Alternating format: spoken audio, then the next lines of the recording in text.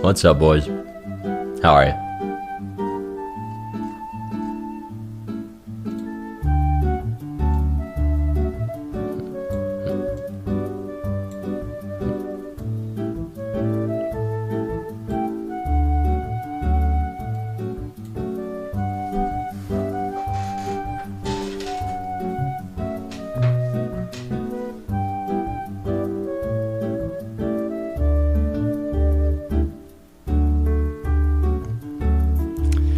Holy shit, Reynad, I remember you playing those old PC games and I watched every minute of it. Love the hair, you look fly as fuck. Thanks, man. Appreciate it. Alright, guys. Yeah, today I basically, I took the week off, sorta. And, I had some downtime. I realized I hadn't streamed in forever. And I've been feeling a little better this week. I've been kind of working on health a little more. I mean, I say that, but I got a cold. I'm pretty congested right now. But, yeah, I figured, fuck it, I'll go live, I got a day free, chat, hang out for an hour or two, maybe a little longer, I don't really have any plans to play anything, I just figured I'd kind of hang out, chat with you guys, treat it like a diary, like I used to with streaming, it's a little healthy. Why did it take so long to buy cigarettes, Dad? That's part of the reason I wanted to take the week off, I know I haven't been online much since I went all in on making the Bazaar, and you guys haven't seen much of me in a few years, but some stuff changed besides the hair, I got a little bit into weed, more than a little bit. Did not have the self-control towards the end to keep it tame. I would fall into these loops on weekends and stuff when I had free time where I'm just like sitting here chain smoking joints, playing Moto. It's like fucking really unhealthy. So I figured, you know what, I'm gonna take the week off. I'm done with weed. I'm gonna start working out. I got a bench and everything. Look at me go. But now I'm feeling a lot better. And yeah, it's just been like, a week of it. But I might still be open to edibles, but I don't know. I tried them like a couple days ago, and I got the cold like because of it. I don't know. Or right when I took them. I don't know. Anyway. I was playing the Bazaar all day, every day, and then our engineers are like rebuilding a lot of the underlying infrastructure, so it actually like works at scale for a shitload of players. So the game's been like down for a week, our build. But yeah, sooner I'll have like a branching strategy, so build will never go down again. Anyway, yeah, that's why I was playing other games a bit. I tried Elden Ring a bit too, for like 30 minutes.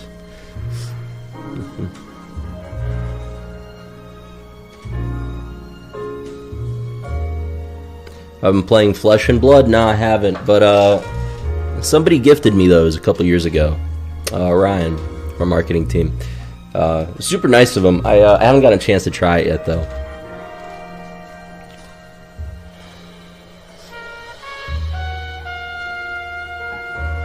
You just quit recently yourself, you'll still socially smoke, not something you want to do every day. Yeah, exactly. It's just like too dangerous in California, man? Like I can afford it, comes to the door in 30 minutes. It's just like, I mean, it had some trade-off, it wasn't like all bad. And normally I'm very like, it might not really show on stream, but I'm kind of like ADD or something. I don't know. Well, everyone says they're ADD. I don't fucking know what I am, but I'm inattentive a lot of times.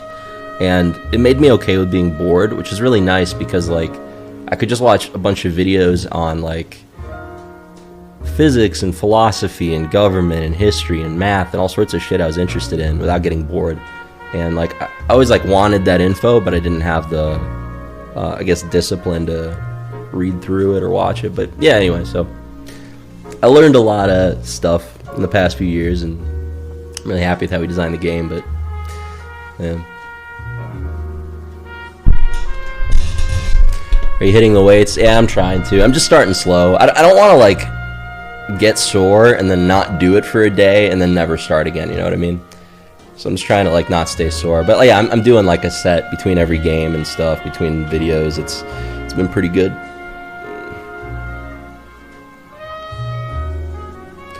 Is Reynad giga cringe? Is anything as giga cringe as using the phrase giga cringe?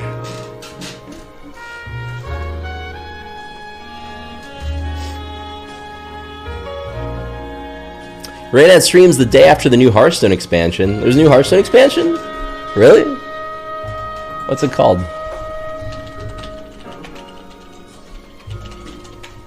Yeah, I don't even know.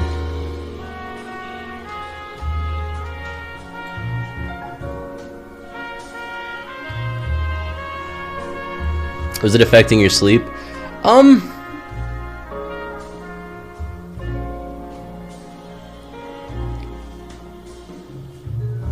I think so.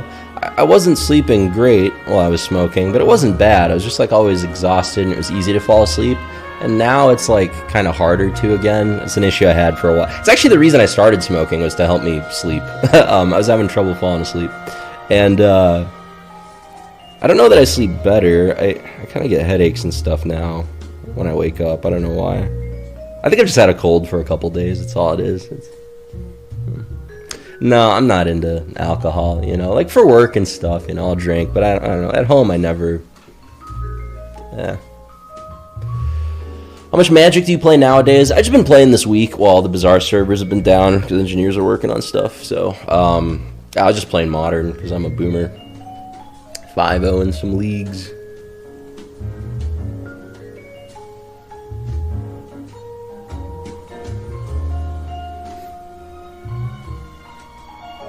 Have you tried edibles for sleep? Yeah, I tried edibles and then I fell asleep at some point many times, yeah.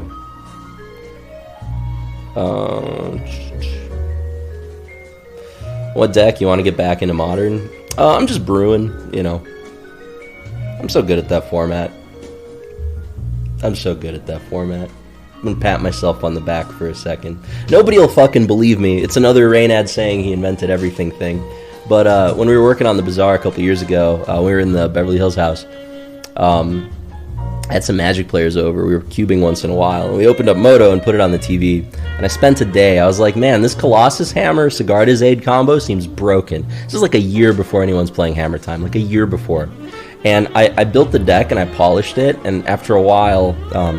like the next day after they left, I was 5-0ing every fucking league, and this was, nobody knew it was a deck yet, right? And my build was different. It wasn't pure steel based, but it was quite good. Anyway, yeah, I built this broken fucking deck in like 2 days, and then it ended up being the best deck in the format randomly. I was like, shit, I wish I took that to a tournament or something, but I don't know. Competitive Magic's dead, you know. You look like Brendan Fraser in George of the Jungle. Thanks, man.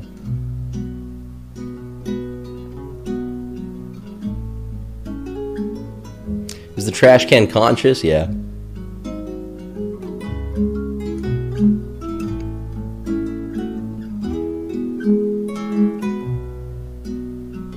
Do you have the kind of hair that makes you never go bald?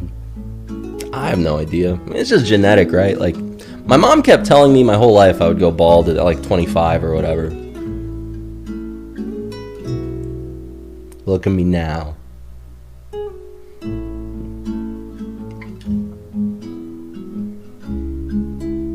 It's my mom's dad. Yeah, I never met him. He passed before I died, or before I was born.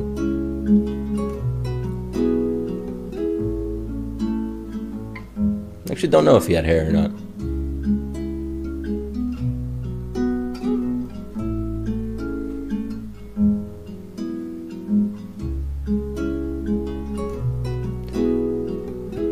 I mean, to be honest, a big part of the reason I haven't been streaming much too is I've just been, like, I think last time I streamed was at the end of last year, like October or something, and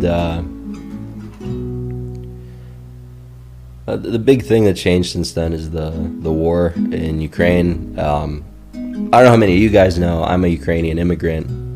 I had 30 people in Ukraine when the war started. My hometown is Kherson. I showed you guys on stream a few years ago. Nobody had heard of the city, and now it's a fucking front line. We were just there at the end of last year too. I walked through it, I filmed it, I went home for the first time in 20 years. And then they fucking blew it up a few months later. So, yeah, I don't know.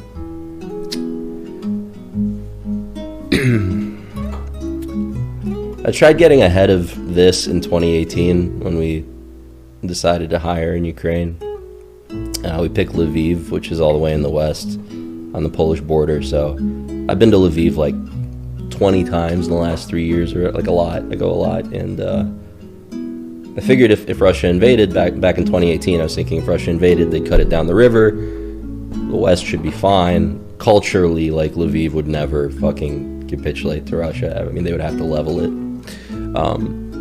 So luckily, like, our folks haven't had to fight, but you know, the men can't leave the country. A lot of the women did. Yeah, it's fucking sad, man. A lot of the stuff I've been working on the game design side is like pretty complex systems design stuff. Not it used to be on gameplay, but now it's more on the tokenomics side, with the blockchain integration stuff. And as I work on systems design, the more I realize that, like, the outcomes that happen in a system are like a byproduct of the system. Like, it's all deterministic. It's not like probabilistic. I don't know how to, like, describe this. If I don't know how to describe it, I don't understand it well enough yet. I shouldn't talk about it. But anyway, I was thinking about this, like, war in Ukraine a lot, and people like Putin a lot, and in a lot of ways they're inevitable byproducts of the system. I was just thinking more like, I don't know, how do we prevent this type of thing in the future? But yeah, I don't know, what can you fucking do? You know, we can be sad about the war, and I'll definitely invest in Ukraine as soon as we can when the game launches. And yeah, it just fucking sucks.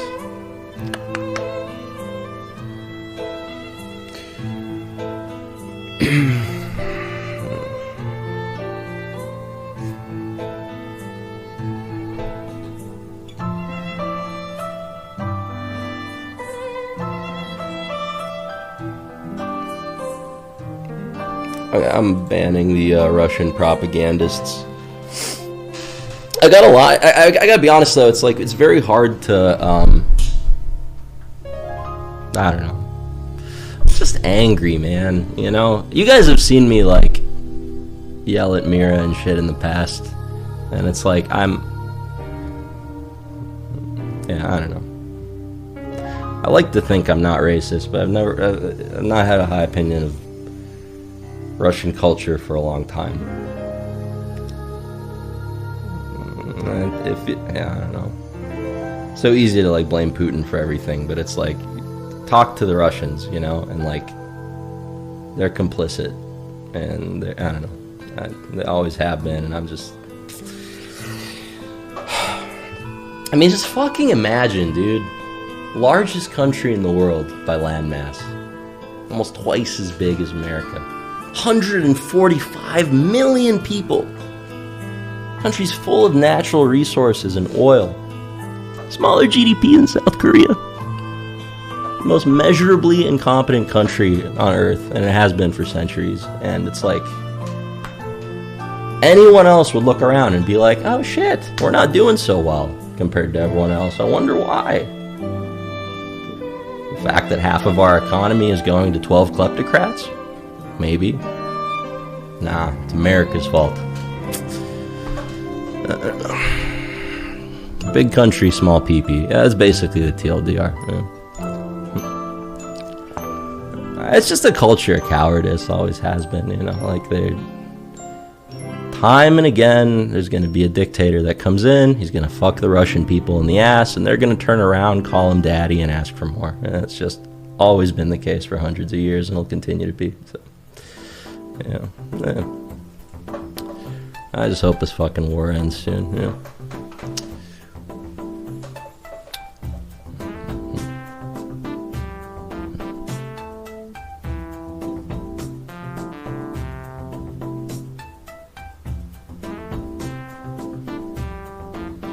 They've always had an emperor. I guess they want it. They do. That's the thing. They've never had a fair election in that country because they don't want one. Like they don't. It's not something they care about or ever have. Like they don't see the value in democracy. Like another way to put the problem is like they think zero sum. Like it's like the best way to summarize my experience of Russia. And I have family that lives like in Russia. I've spent time there. It's like I'm fluent in Russian. Like I don't know. I'm not claiming to be an expert, I'm not fucking local, but like I've dealt with a lot of Russia in my life. And the best way I could summarize the culture is it's like zero-sum thinking. It's like in order for me to have more, you need to have less. And it's all about growing your slice of the pie. And if you have the largest slice of the pie, you're the most successful monkey, you know? But it comes from an inability to create value. You have to take, it's much easier to take something than it is to build something. And so other countries focus on growing the pie, so the absolute value of how much pie they have is higher. Russia is just a bunch of infighting, trying to get more and more of the slice, and this is, I don't know. But hey, you know, it's inherently more fragile because of that system. It'll eventually collapse because of that system, and it's, you know, I don't know. It's just, what can you do? It's inevitable that it sorts itself out, and I don't know. It's fucking sad.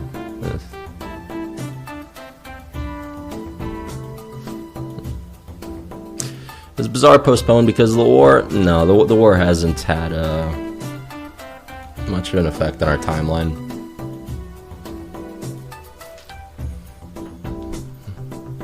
Do you ever think we'll see a NATO-backed Ukraine in the future? No. My Ukraine team is safe, yeah. My family's safe too, you know. My family was in Crimea, which is the part they annexed back in 2014, which I watched them do live on stream. First city they took is like where everyone is, and I don't know. So it's kind of why I have a bone to pick, I guess. But it's kind of, you know, it's fortunate now because there's no fighting there, so. And even though I grew up in Kherson, and I was there a few months ago, I don't really have ties there. So most of the people I know are safe. But yeah, I don't know. But you know, there's another 20,000 civilians that are dead. Because I don't know. It's just so stupid. It's just.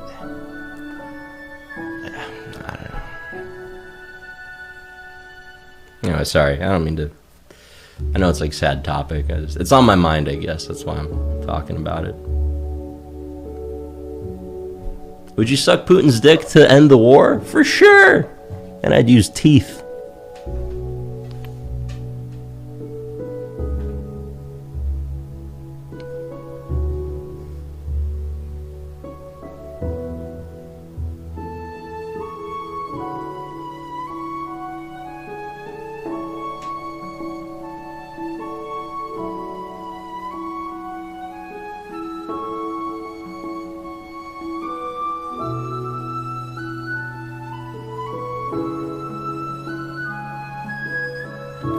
Do you like Zelensky?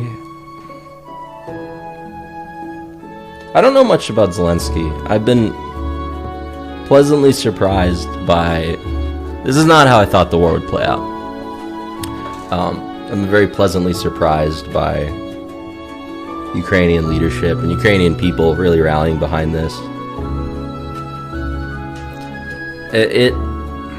Yeah, it's crazy, right? I mean, it's been really cool to see him like really step up and be a good leader, but if I'm being honest, I don't really like any politician, and I personally don't like the entire notion of countries to begin with, and I don't... As much shit as I talk about Russian culture, you know, like, some kid in Serbia is just as much like my brother as somebody in LA, and it's not... I don't know. I think the economy will continue to globalize, and then the law is going to have to globalize to follow suit, because it only exists for property rights to begin with, and mostly exists for property rights. After that happens, maybe there's some sort of more universal governance structure where it's not just like little men in their little kingdoms killing each other. I don't know.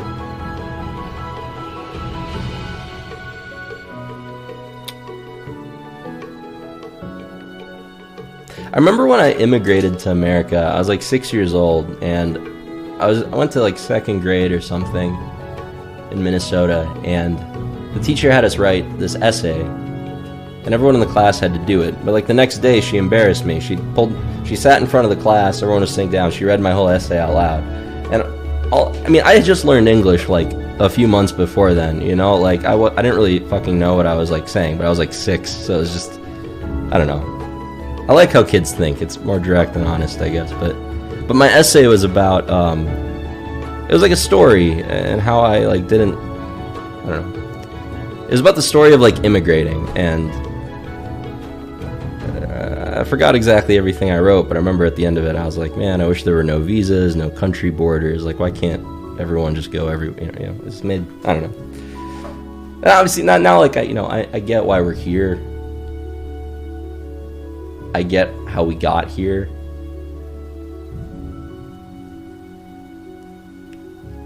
I don't know. I'm really disappointed in the Russian people.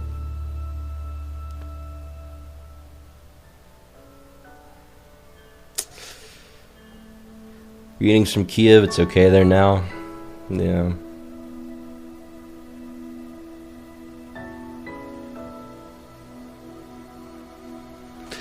Isn't denazification a good thing?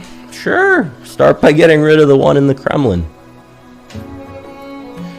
Do you realize that borders and work permits are guarding that nice house you have there? Okay, dude.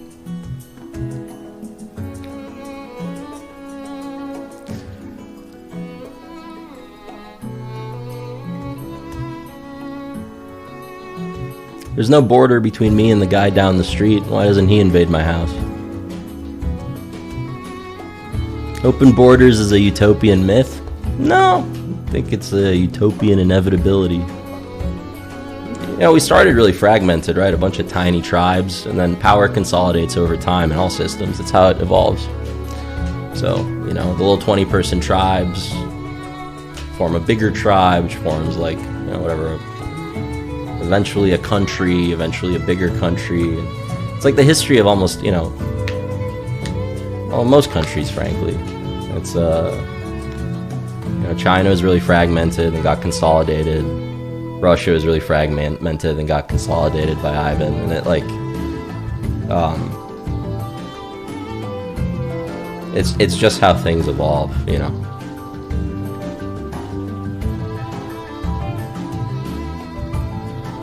UK is the same thing, right? I don't really know much about feudal UK though.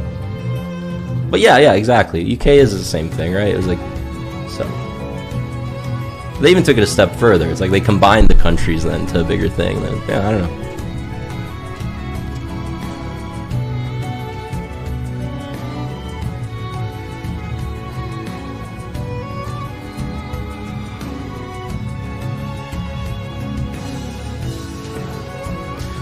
What would be your choice for world government if there was a human global unification? I'm not going to claim to have the solution, but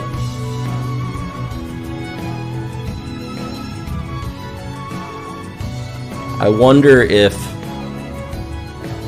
you just can't have people at the top.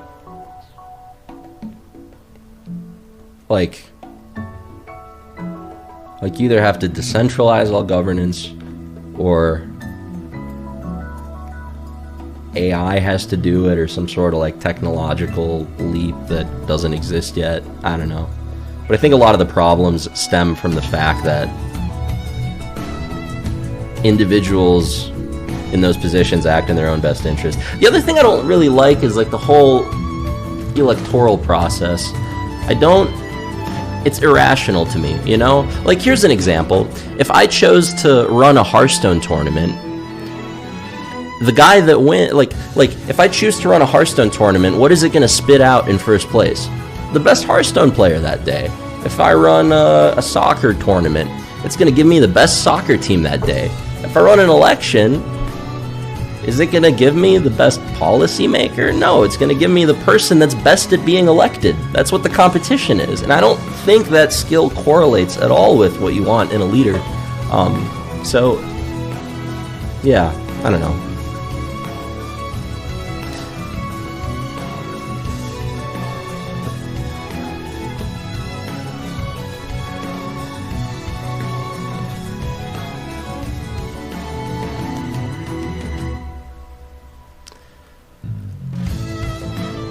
What's the best policy, though? Who decides? That's what I mean. Nobody should decide. I don't know. That's Plato's critique of democracy from the Republic. I don't know if it's like I think a lot of things can be democratic without an electoral process necessarily, you know? I think... Yeah. You can vote on the decision itself rather than the individual that makes the decision for you, you know? It's...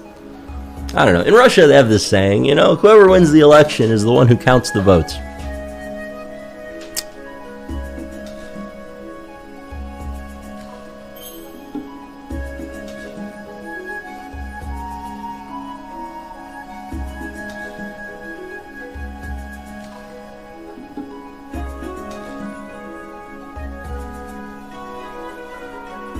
Direct democracy instead of representative. Well, I don't know. I don't know that all people should be voting on all issues either, you know? A really good argument against, like, everyone voting on every issue is, like, well, first of all, it's just not feasible. There's, like, too many decisions that need to get made. You can't have everyone vote on everything. Second of all, like, most people are dumb as fuck. And it's like, are they qualified to decide, like, who the best fucking... I don't know. Yeah, I don't know. Maybe you have like the qualifications. Whatever the system is, it has to be like transparent and deterministic. I don't know. I'm gonna think on it though. You know, it really is like I have to do a lot more reading, a lot more writing, a lot more thinking about all this. I don't know the solution. I just can point at problems and be sad right now.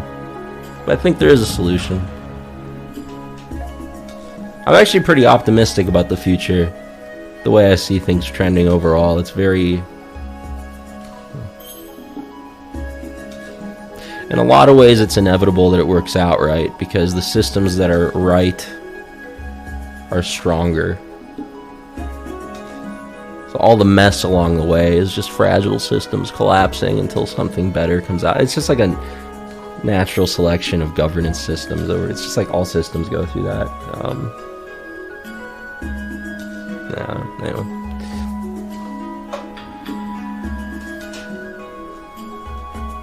Great men have been philosophizing solutions for centuries. Yeah, that's true, but we have tech that they didn't now, you know what I mean?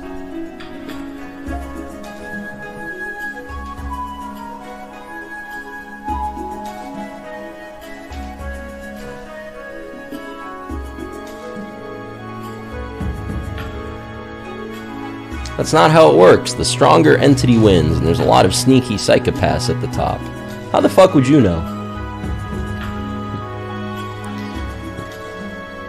Yeah, human hierarchy is pretty interesting, right? It's almost always sorted by competence. So whatever the discipline is, or like whatever the hierarchy is, it could be a hierarchy within a workplace, within a country, within anything, a tribe.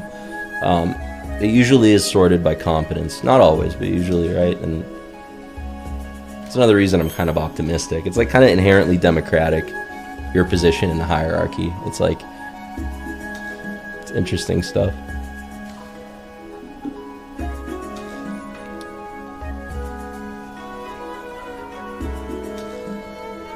What does the 27 stand for in your name, your age? It's just my favorite number. I don't know. Has been since I was a kid.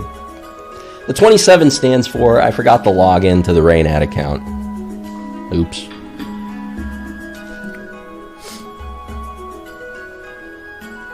Doesn't inherited wealth go at odds with that idea? That may very well be true. I'm very interested in how wealth actually works. So little of it is transparent. But the people at the top tend to rotate. The top of wealth hierarchies, at least. But yeah, like I wonder about, like, I get why we have property rights, and it is better than what we had before without them. But I wonder if the whole problem is that we're so property oriented. Like, I wonder if the concept of ownership is inherently flawed. I don't know. It's hard to imagine a world where base needs are taken care of for all parties involved, and people will still be competing with one another, but it'll be competitions of status rather than violence, and I think that's better. Yeah, I don't know. Soviet anthem? No. Communism is retarded. It's so dumb. Empirically.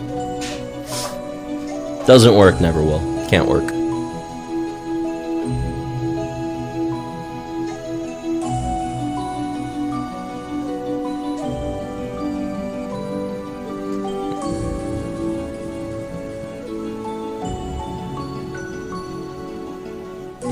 Never really understood the ultimate goal of communism. What is it? It's like the goal of any governance system, right? It's utopia is the goal. It's the stated goal. Communism doesn't work because you need people to run the system. Exactly. It's the same issue as all the, you know. I'm not saying America doesn't have its own issues, you know. Like, I'm not sure that America is a democracy either, to be honest. It's like an oligarchy in service to the four banks that continually print money for themselves and inflate away the poor while pretending to be regulated. But I'm not even sure if, like, how much of Congress is theater. But yeah, like, it's way better than the rest of the, like, way better than what a lot of the rest of the world has. So yeah, I don't know.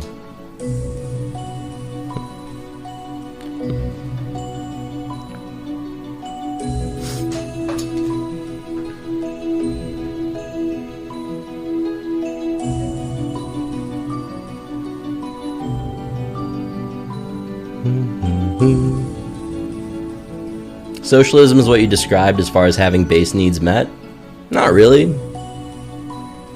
What about digging a well in the middle of a town? Takes care of the base need of water. It's a utility, you know? I don't think drilling a well is socialist. Imagine technology gets a little further along, 40, 50 years or whatever, and you can 3D print whatever stupid plastic thing you would buy on Amazon. Imagine as technology evolves, food scarcity becomes less of an issue, and base needs are, I think they'll be met in our lifetime, frankly, for most of the world. But yeah, I don't know. 3D print my beef. Exactly, like, just hypothetically, right? I don't know. But it's not how people work to date, you know. We evolved from, like, a life of scarcity, you know. You don't eat, you die, and it's a different game. So I get why we have these instincts to, like, hoard stuff and then try to find the best cave to put our stuff in. That's how people work. I think it might be stupid. One day you die and all your stuff is, like, who gives a shit? It's just stuff. I don't know. But it's easy to say when you have your base needs met, you know? I'm, like, in a privileged position of, like, door dashing food every fucking day.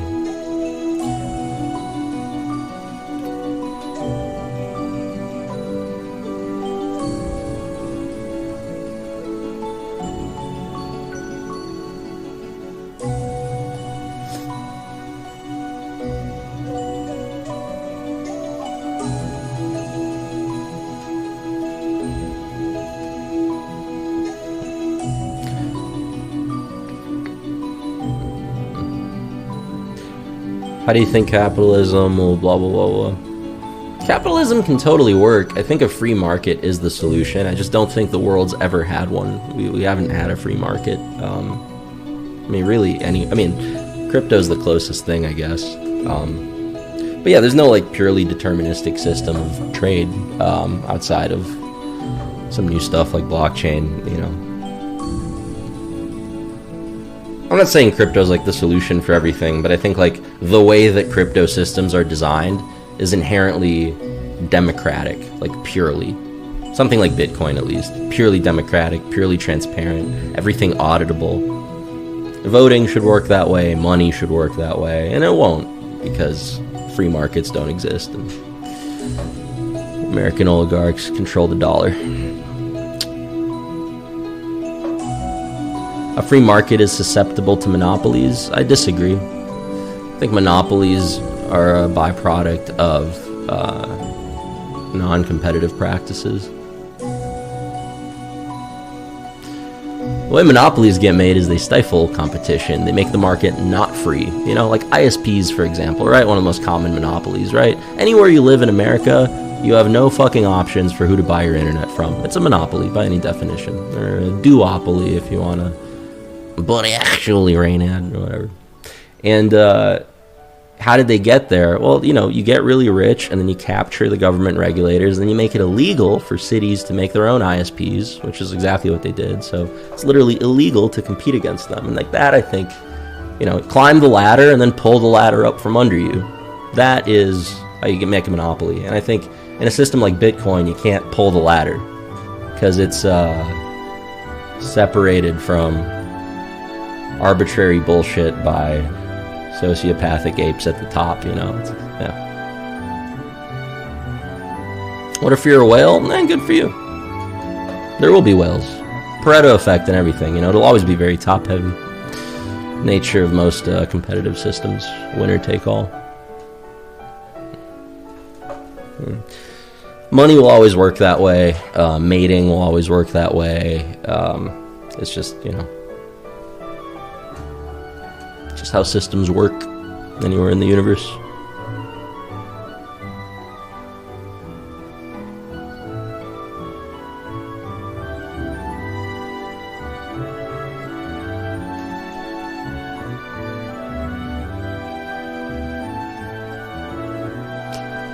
American oligarchs control the dollar. What a statement. I need to elaborate. 08, 2011, 2013, fucking last year. They've captured the regulatory body, took us off the gold standard, and now the entire fiat system is an excuse to print trillions of dollars and hand it to 4 banks every 4 years. And you live your entire fucking life in service to the dollar, thinking it's a free economy. What a fucking joke. It's all imaginary.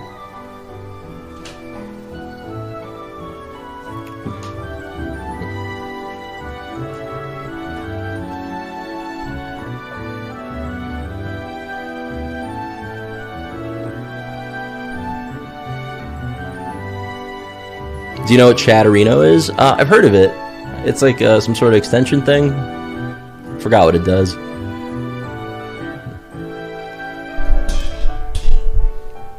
I guess political stuff was on my mind. That's why I was talking about it a lot. That'd be more fun stuff we can talk about too, though.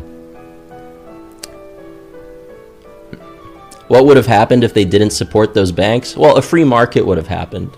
And yeah, if you gamble at like 30x leverage, like a retard, and you lose the bet, you go broke for being a dumbass. And that kind of behavior is then discouraged in the future.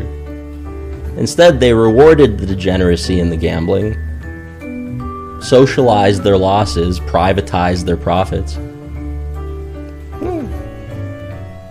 Your taxes subsidize their gambling. And everything's... And then, yeah, all of it is such a fucking scam, dude. The inflation rate's a lie. All of, like... Ugh.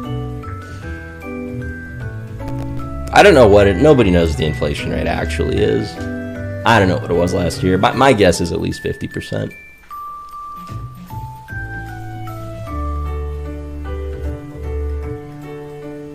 What do you mean by the inflation rate being a lie? So the way they used to measure it is they would take a basket of goods, like, you know, milk, meat, eggs, or whatever, and then they would see how much does that basket of goods cost. And the basket would stay the same every year. So every year you could see how the price of the basket changes. And that was the inflation rate. And then back in the 80s or something, they changed the law. So now they can change the basket at will. So now they selectively change the basket every time to manufacture whatever inflation rate they want to show. Like, for example, they announced like a 7.5% inflation rate last time they announced it, or last time they did like 8.5 or whatever, but the one before that was like 7.5.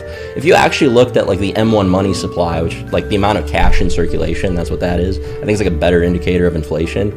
You know how much more cash there was, how much the M1 money supply increased through COVID that 1 year? 95%.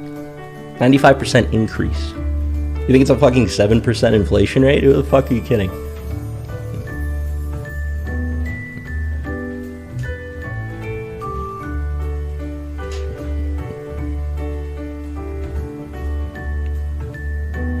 %40 of all cash in circulation was printed in the last 24 months. Raise your hand if you got any of that. Nobody? Oh. I can't entirely talk shit. We took PPP loans and they did help small business, and it was certainly helpful in COVID, and we needed it as a startup. But it was like a small amount of money to cover like, you know, a few weeks of payroll. It wasn't like, yeah. Anyway.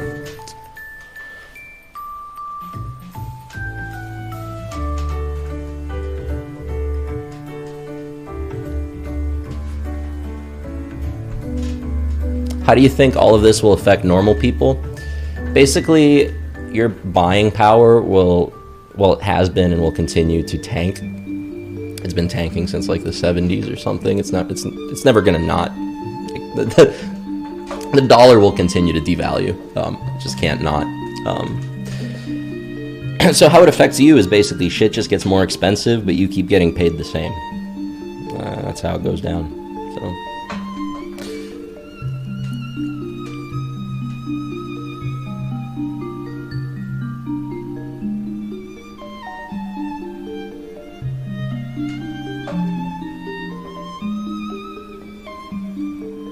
The best indicator of why inflation is fake is that they don't include the price of homes in their CPI number. Yeah.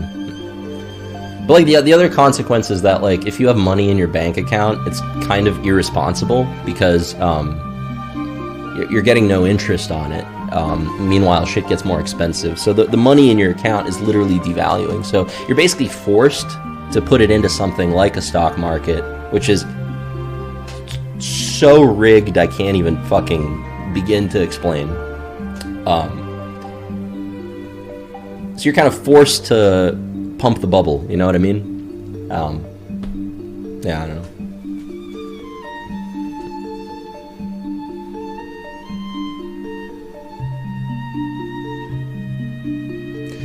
Yo, side note, as someone that went to SES with you, dude, you look great, super happy for your success. I wish the best. Hey, thanks, man.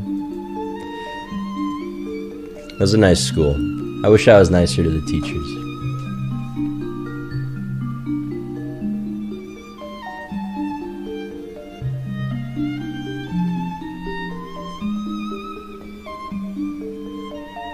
Where did you learn all this? I don't know, life. You just read shit. I don't know. Look around. It's like that. Not really. I was curious, so I just started doing a lot of reading. Where does the dollar come from? Who makes it? How? What actually happened in '08? Why? And then, you just use some independent thinking and Shit's not that well hidden. It's all out in the open. Just a scam. Plan on having any more debate streams? What do you mean? I've never had a debate stream.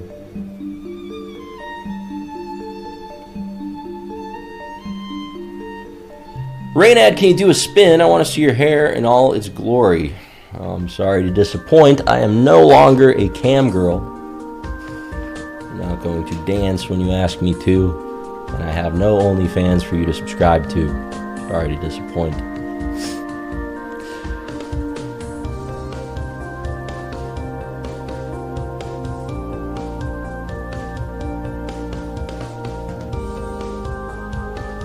I think you had a convo with Destiny a while back. Is that what you call a debate? The two people talking to each other? I think we talked for like 10 minutes, right? It was about GameStop stuff. Which, by the way, I was vindicated. I was proven right. Fucking class action lawsuits coming out against Citadel are so gross now. Or Robinhood. And I don't know. It's I don't know. Whatever. There won't be justice. We'll make our own justice. How's the game you're making going? It's going great, man. It's going great. Staffing up a lot, getting a lot of great AAA development talent. I'm really excited and flattered that so many talented people want to like join the project. And yeah, I think we're making something really special here. You know, it's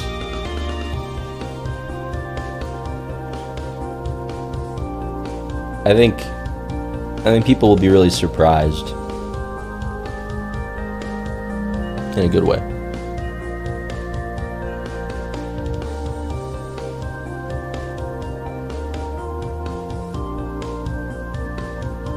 No, I'm not going to do any gameplay today. Sorry. If you could have a chat with Elon Musk, what would you talk about? I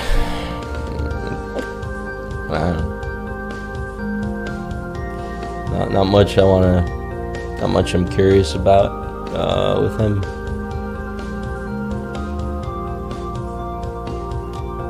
Are you into audiophile gear? I mean, I have like some nice in-ear headphones that I've had for like 5 years. Like Shure, what are these 856s or whatever the fuck? I don't know. But no, I not really. I'm pretty technology illiterate now, unfortunately. I didn't used to be, but. Is the Bazaar sponsored with your own money or loans? It's Tempo's money. Yep. And we did raise investment for it too. Substantive amount. It's the whole reason I'm like not a jaded, angry cunt today like I normally am. It's like, dude, fundraising is so stressful. It is like my least favorite part of business. I don't like sales. I just want to like build the thing, under promise, over deliver, you know. I had to go on this tour for like 4 or 5 months just pitching and raising, and it was exhausting. But I met a lot of cool people along the way, had some fun, came out of it successfully, got it done, got incredible terms. So I'm happy to be on the other side of it. Now we just got to put that money to use and make the best game we can. And the best part is we can, because the ownership structure of the company allows for it, you know? There's not some fucking underwriter or board of directors that cares about nothing but share price at the top. It's me. And we have board control.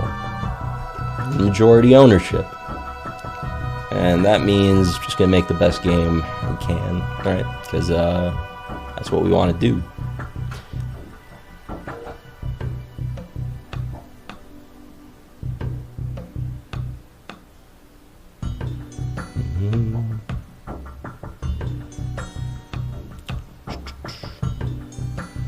I'm in facility financial management, and it's a pain to raise support and ensure funding is constant for buildings. Yeah, dude, shit's hard.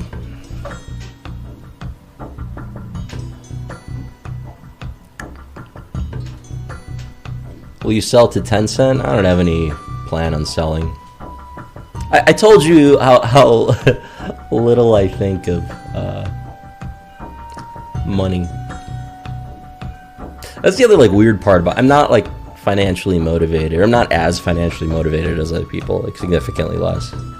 So like my life's not really any different between what I have now or if I had like 10 billion. Like I don't, whatever. It's just an arbitrary number. At some point you just have like more than you need, you know. And then I'm less interested in that leaderboard. I'm more interested in like what I'm building. You know, is it like shit we're proud of or yeah.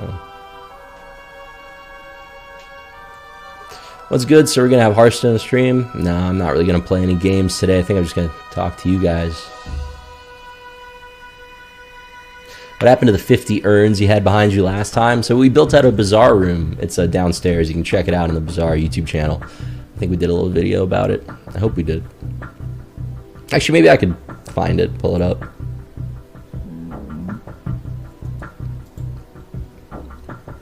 Is the Space Noodle dream still real? Of course it is. Let's see, where was that Bazaar room video? Did we ever make a video about it? I thought we did. Oh yeah. The Bazaar. Here, hold up. I want to show you guys real quick.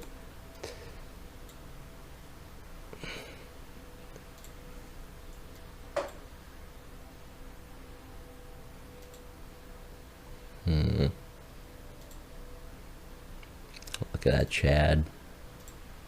Today, I want to show you our new set.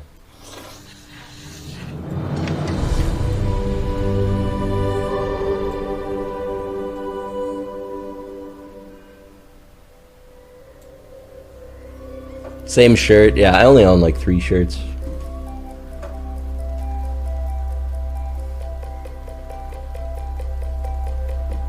I actually own like 30 black t-shirts that are identical. This green sweater, which I wear a lot when it's a little chilly. Like a little woolly jacket that I wear all the time. And then just like a trillion sweatpants. I have like 2 of these that are identical.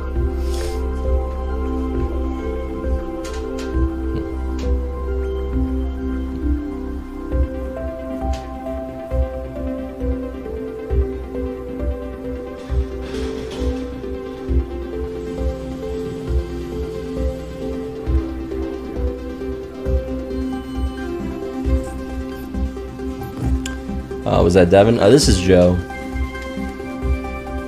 And that's Simon. But yeah, Simon worked with Devin when we were doing the Game Changer stuff. Back in the day. Devin works downstairs. He's by the house every day too.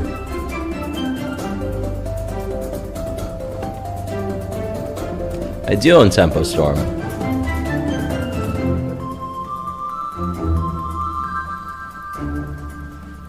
We're big fans of Simon around these parts. I know you guys are.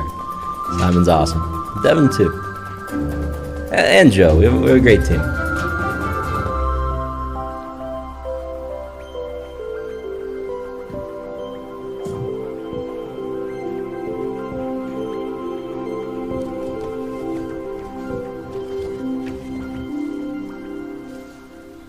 Is the Bazaar under the Tempo Storm name? Yeah, just Tempo. Dude, I've been wanting it to not be Tempo Storm since like 2014. I want it to just be fucking Tempo. I always have, and like it's just Tempo. It'll be clean.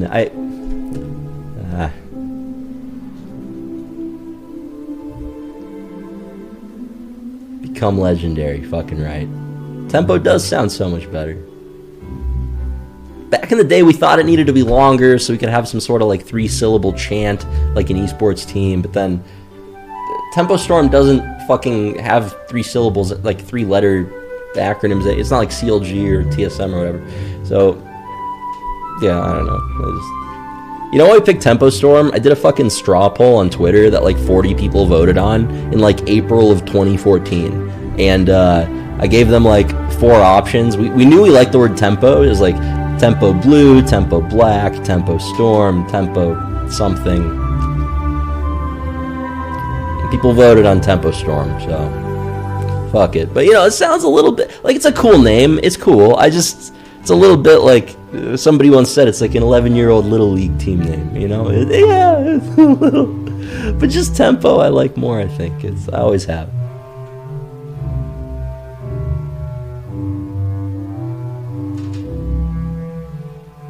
They just picked the least worst option, exactly. Yeah.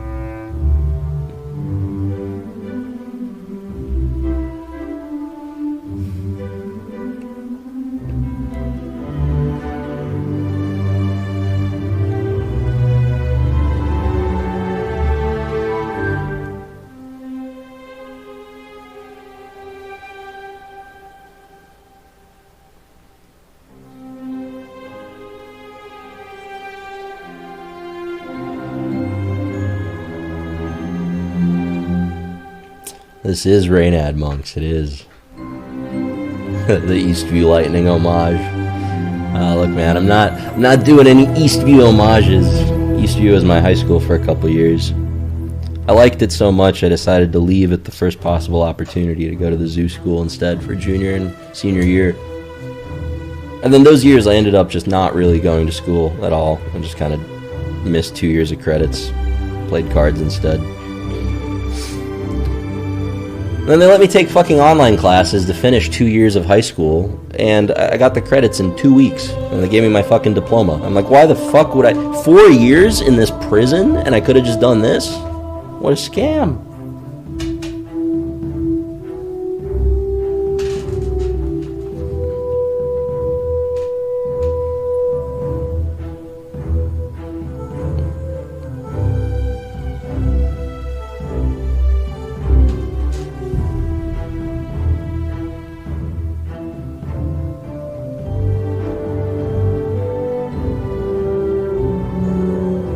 I want to give you money to pre-order. Why have you made this not possible? Thanks. Oh, because we're waiting to update the offering. It'll be better. No worries. You'll have a chance to do it before it comes out.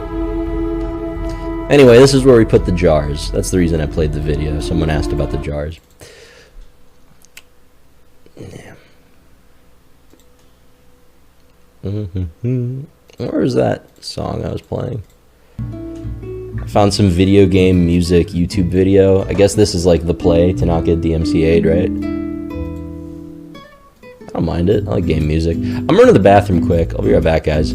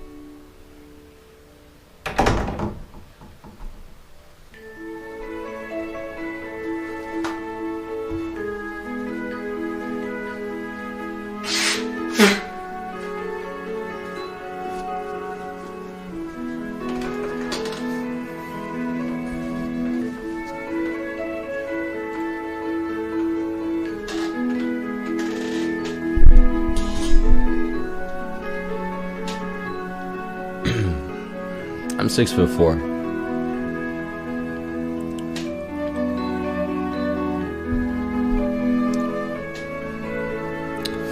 Is the Bazaar free to play? It is. It is extremely free to play. Infinitely more free to play friendly than collectible card games like Hearthstone. You can get all the content without spending money pretty easily. It's not going to be like an unreasonable grind either. I want most of the monetization to come from the cosmetic layer. I think the things we can do with limited quantity releases can make a lot of that pretty exciting.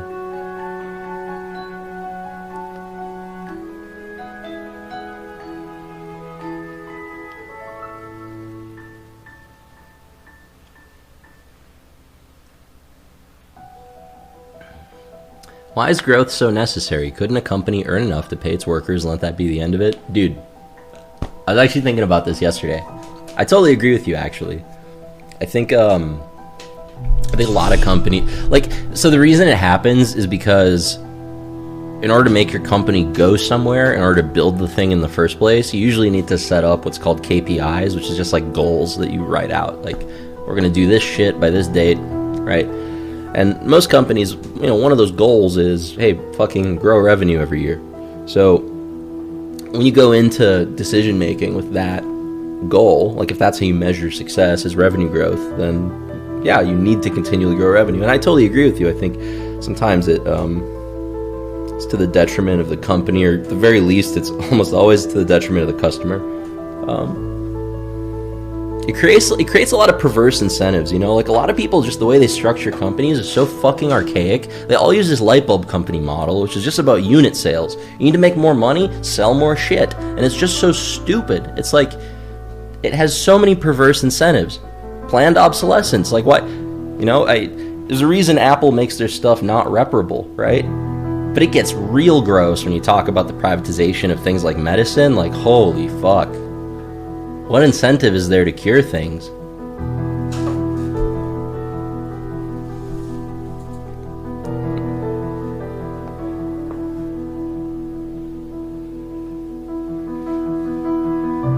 So that's what I like about kind of the crypto native way of structuring companies. I'm not saying it's always done well, but like the theory behind it, I think is a lot smarter. It's more like drilling a well and saying, I'm going to keep 20% of the water, and the water only has value if everyone else uses the well. And it's not a great analogy, but that's kind of how it works. It's more like you build a utility, and then if it gets used, your slice of the pie has a lot of value. And then you drill another well, and it's like, it's better for society, in my opinion. You're not like looking for excuses for more fucking unit sales. Like I don't know. Will the Bazaar work on Mac? Yeah, we have Mac builds right now. I think we're planning to launch on Mac. I'm pretty sure we are. I know we definitely want to do iOS. I don't know how much optimization it'll need. The plan is for the game to be fully cross-platform. So, like, eventually we want to be on every platform, right? Console, Switch, whatever. Like,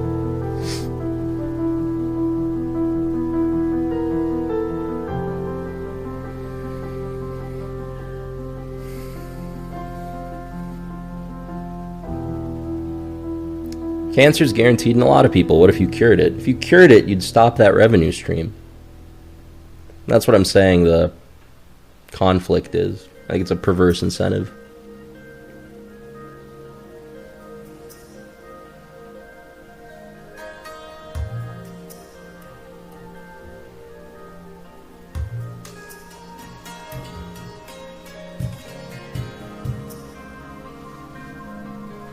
Yeah, it's fully crossplay. Yep.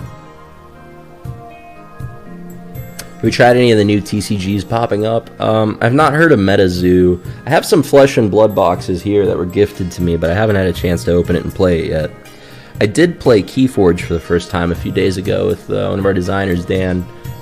He's a Prismata World Champion. He was in top 8 of Runeterra Worlds this year too.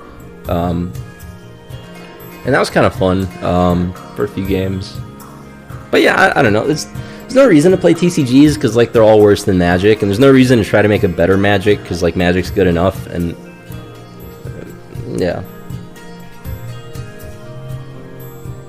yeah, wise guy. Yep. Aren't you worried about patch update delays with the console approval process? Dude, I don't fucking. That's in the weeds. Whatever the challenges are, it's a hell of a lot better for the business to be on those platforms than not. I mean, the real question is, like, are they going to deplatform people for Web3 integration? Steam did, so.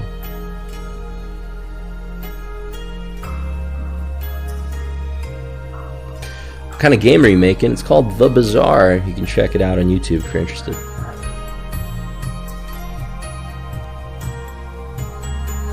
Do you keep in touch with Frodan and Eloise? I do, yeah. I was at Frodan's wedding a few months ago.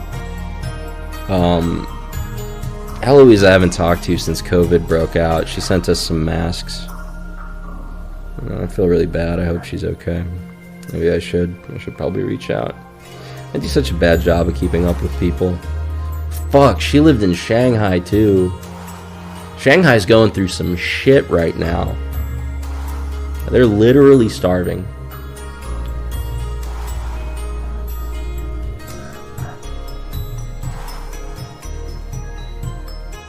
She moved to a smaller city? Okay, good. No.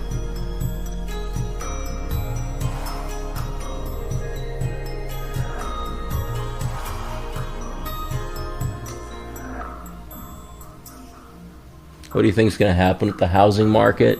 Dude, fuck if I know. Go up indefinitely until the end of time, like any other hard asset, because, like, what are you supposed to do when they double the amount of money in circulation every year? Hold dollars? No. You can put it into the stock market, but, like, it's so, like, the valuations are like 100x off of, like, the only thing you can eat from a stock is dividends. Like, you're gonna pay $3,000 for a stock that pays you $1 once in a while. It's like, come on.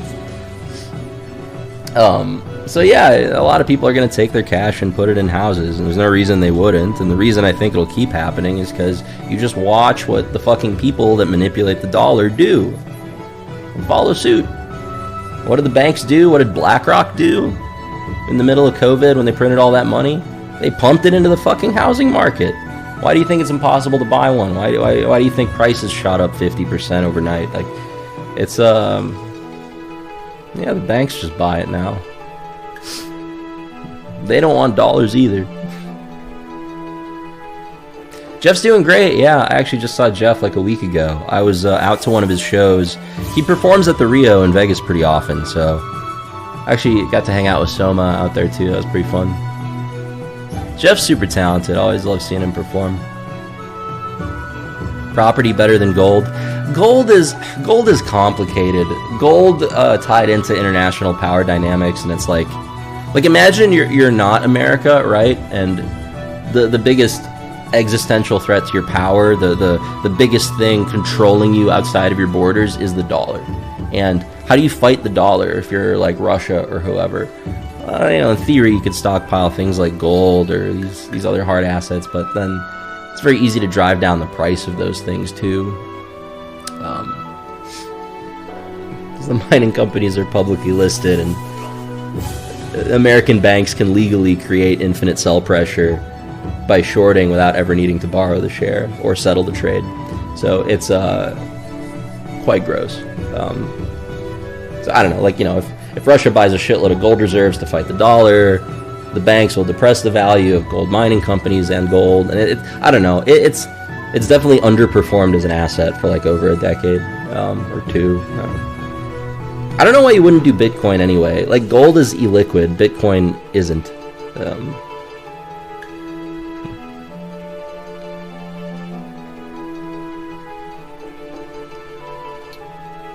Any ideas on how to improve democracy? I do have ideas, but I disagree with the question. Any ideas on how to improve democracy? I'm not sure that we have had one. I think, like, I'm pretty sure it works. So I think, like, let's get a democracy first, and then improve it. You know what I mean?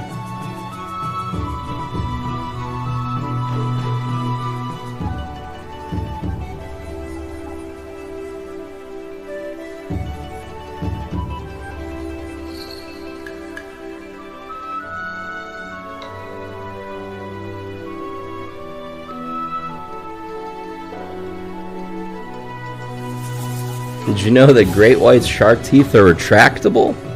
I didn't. Thank you for the fun shark fact, Mr. Hurricane.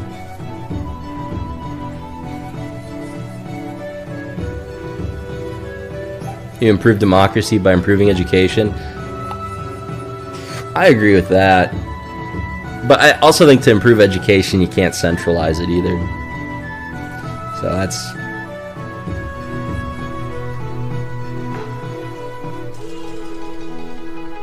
I don't think the solution is giving the school system more dollars. I think it's an institution people created for social stability when the working class of America is out of the house 9 to 5. You need somewhere for your kids to go. So it's, you know, subsidized daycare, but if the purpose is educating or improving, like, nobody's going to give you the knowledge to overthrow them. It's what they teach you is not applicable to meaningful change in the world, in my opinion. I don't know, people learn all the time, just like absorb info. Like, fuck, you have the entire collection of human knowledge and history at your fingertips. And I don't know, people that want to learn and care about learning, I think there's a lot more you could get out of the internet and some discipline.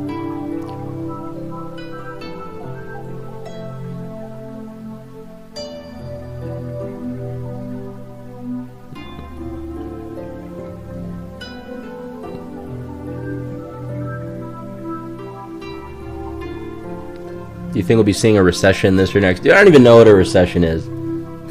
Everyone gets poorer, the dollar becomes less worthwhile over time, and that's been happening since the dawn of, like, whatever, fucking decades now. It's like, when has it not been recessive?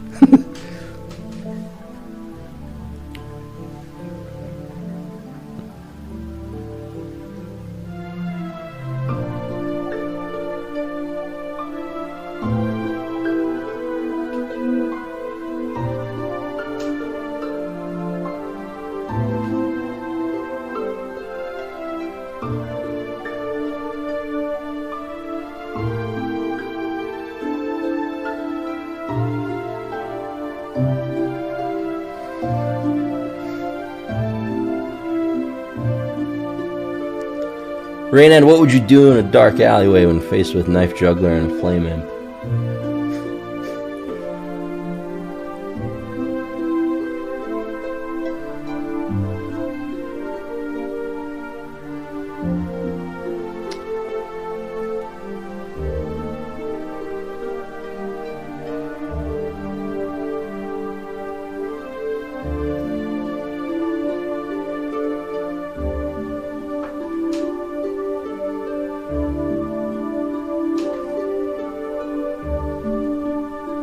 I've invested all my money in hard candies buried in my yard. What is my ROI?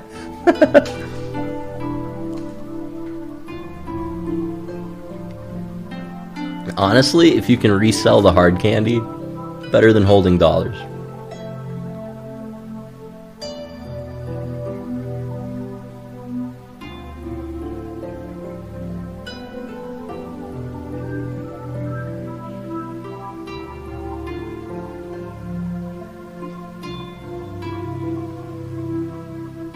Last time you played Hearthstone? Oh man. I played Hearthstone Classic for a day when it came out, right? That was probably last time. Before that, it was like probably a year before then, I played Battlegrounds for like 70 games or something. Over the course of a few days, and then... and before that, years probably, I have no idea.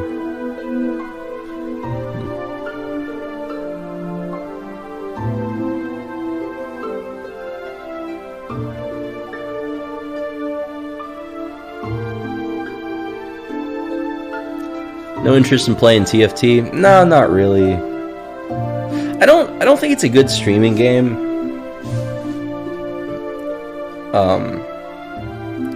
It just demands too much focus. The real-time component really makes it uncomfortable to stream, I think.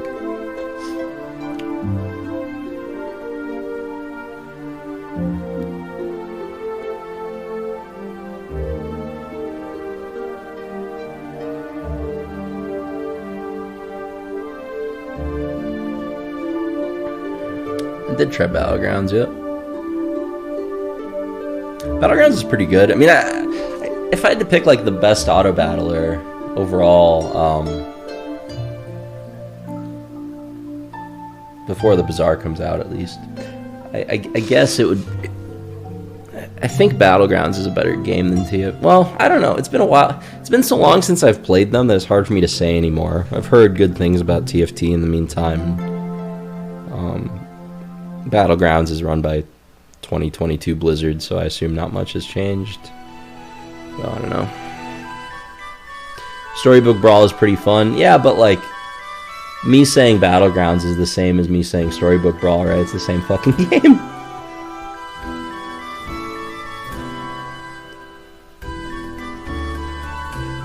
What's better, Magic the Gathering or Magic Arena?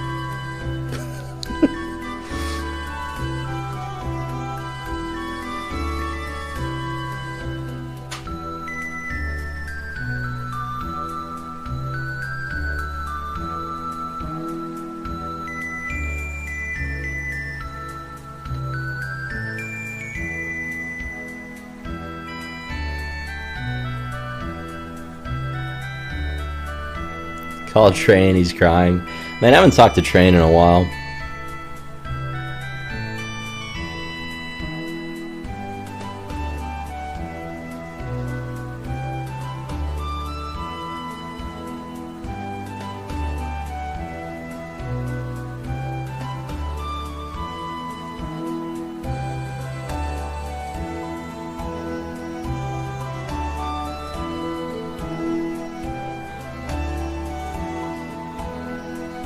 I don't mean to shit talk Storybook Brawl. Like, I think it is a fun game, but that's because it's a clone of a fun game. You know, it's like.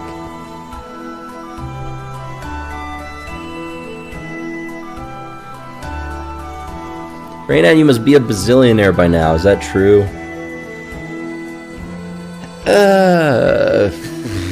Money is complicated. It's like my street value is like 9 figures, but it's not like liquid, you know what I mean? It's like equity value.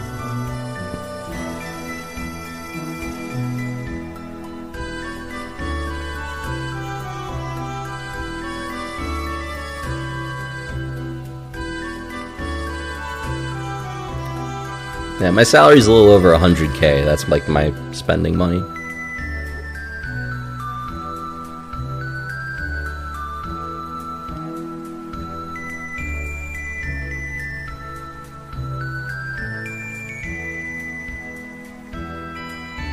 You still keep in touch with the Hearthstone guys? Not. I mean, to be honest, like I've always been a little bit like antisocial, I guess, is maybe the word. I don't know. I'm always like the guy in the corner, you know, and there's like the party going on. I don't know. I've been that way for a pretty long time. I don't really keep up with too many folks. So it's too bad too. But Like, actually, I went to the Streamer Awards. Cutie invited me out, which was super nice of her. It was like last minute. I showed up kind of late, but it was nice, like, you know, seeing everyone in person, shaking hands, kissing babies. Like, it's cool to see all the guys I haven't talked to in forever. Fucking Felix, Miskiff, Wubby, like all the, I don't know, everyone was there.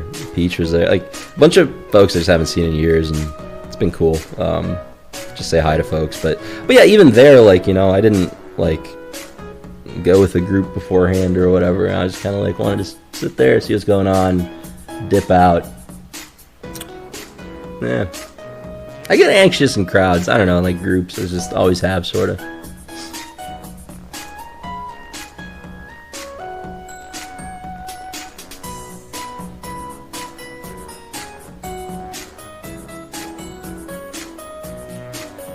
Do you miss the full streaming days? Hell no. Hell no. Oh man. What a mental fucking prison. To have to stream every day to pay the bills.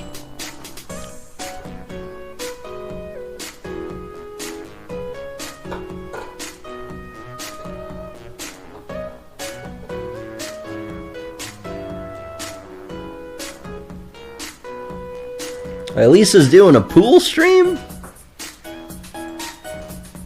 Sorry, boys, I gotta end the stream. I'm kidding. Did you make a game? Yep.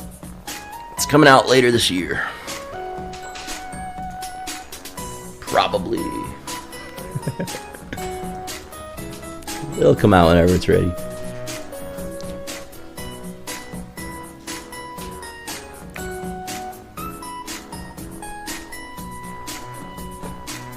There's no timeline on greatness. No, exactly. Man, I gotta be honest though. You know, at the beginning of making this game, the thing, I was wondering why other studios don't like show more of the process. Why don't they talk about more of their game in development to build hype? You know, they just kind of like, they're quiet until they launch. And now that I've been through this process, I like totally see why. I will never do open development again. Ever, ever, ever, ever, ever. I'm not saying there were no benefits. There definitely were. You guys had some good input early, and it was cool to like have the community along for the ride, and it forced us to articulate our decisions, which I think was like a good way to force accountability and make the product better. But man, it is just like the amount of dipshit kids. I mean, some of the messages I get are like so fucking mean.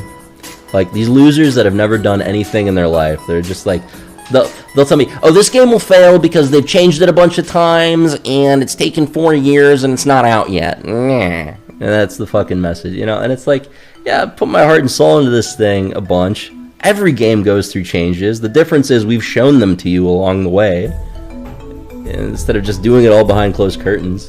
It's not a bad thing to improve your product, and 4 years is fucking nothing for the scope of product we're making. Blizzard started with one of the best studios in the world, 3,000 employees. It took them 7 years to make Hearthstone.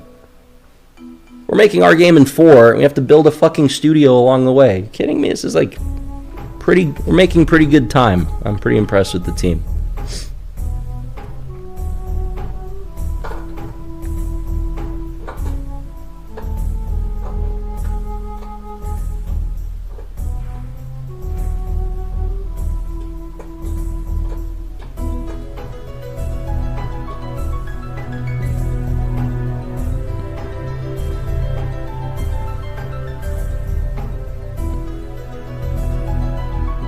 I hope the game goes well, though. I want 3 commas this year. Billionaire Noodle. First streamer billionaire.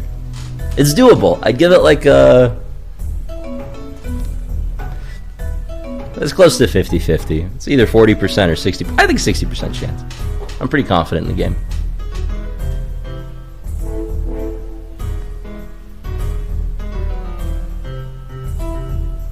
But again, it's like it's like book value. It's different from like liquid assets worth $1 billion. You know, it's not fucking, I don't know.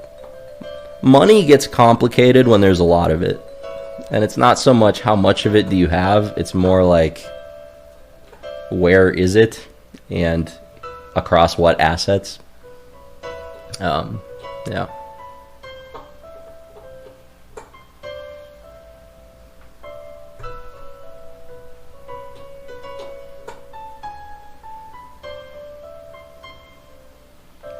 Useless finger. Я украинский.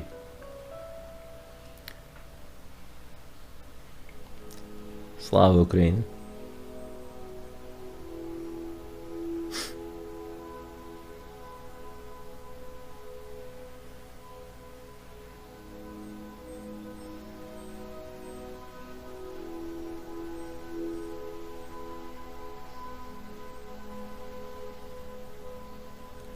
I think you only reach 1 billion if you sell out to... Dude, first of all, how the fuck would you know? What have you done in your life? What the fuck do you know about business at that scale? Second of all, there's like a trillion examples where that's not true. And third of all, what the fuck is selling out to the man? Come on, dude.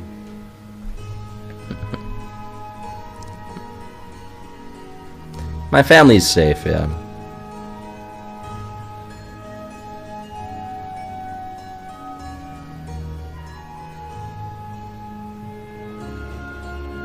Iran Slav.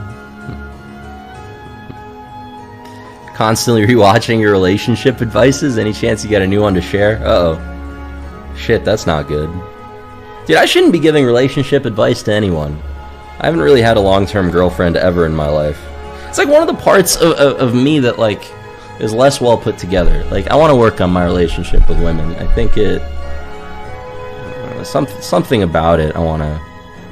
I want to have kids. I want to get married at some point. But like I get weird when I'm like into a girl emotionally. Yeah. But yeah, like relationship advice. I mean, I don't know, man. It's what level of abstraction do you want? You know, you want to be like a fulfilled, happy person, then, you know, work on yourself, become independently successful, be the man you want to be, and then a woman that aligns with those values will come up. It just happens. It's how the universe sorts itself. Yeah, if you're just wondering, like, hey, Reynad, I'm a virgin, I never get laid, what can I do? You can take a more biological view to it, you know? Women tend to peel from the top of status hierarchies, so whatever your thing is, get real fucking good at it. And you should do that anyway, pussy. For your own good, you know? Financial independence, self-confidence, the journey of self-improvement to get to the top.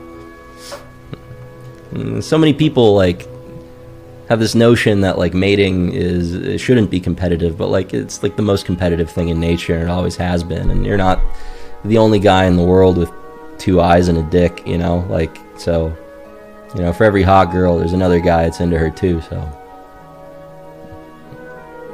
Win or don't. Choice is yours.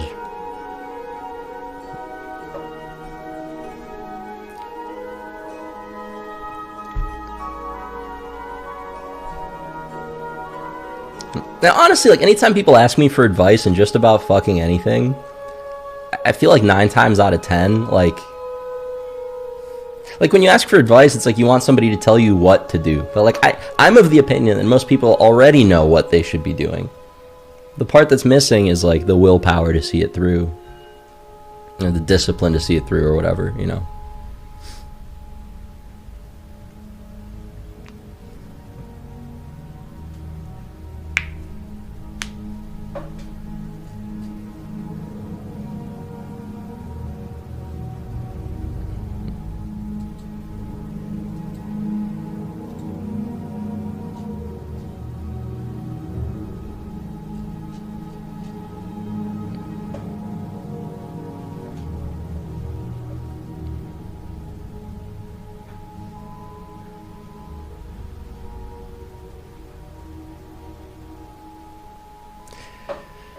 Have you ever met an average guy who doesn't expect to get above average women? Yeah, well, I've actually met way more guys that are the opposite of that. I think the big problem a lot of guys have is, well, it's a lack of confidence, but it's like a earned lack of confidence. It's like they haven't done anything to give themselves reasons to be confident in themselves. And it's usually through a lack of trying, because it's much easier to rationalize why other people have these opportunities that you don't, and why, like, oh, you know, why you're in your position. It's something that happens to you rather than something in your control. And then, like, you know, you rationalize the circumstances around you, and then really it's just a coping mechanism because you're too much of a coward to fail. People who succeed just, like, embrace failure over and over, just run their face into the wall. So that's been my experience.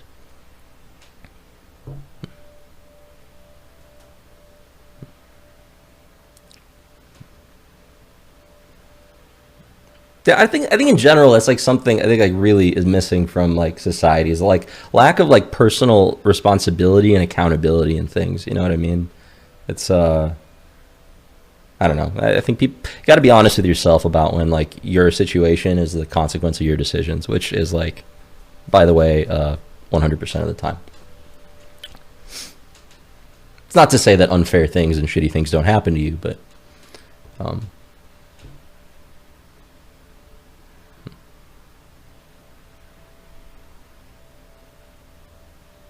it's getting worse these days. Well, actually, by most measurable metrics, it's not, actually. It's actually never been better in almost every measurable way.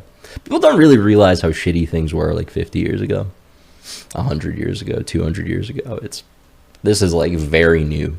The whole like not murdering ourselves around every corner thing. And it's very much isolated to just some parts of the world, clearly.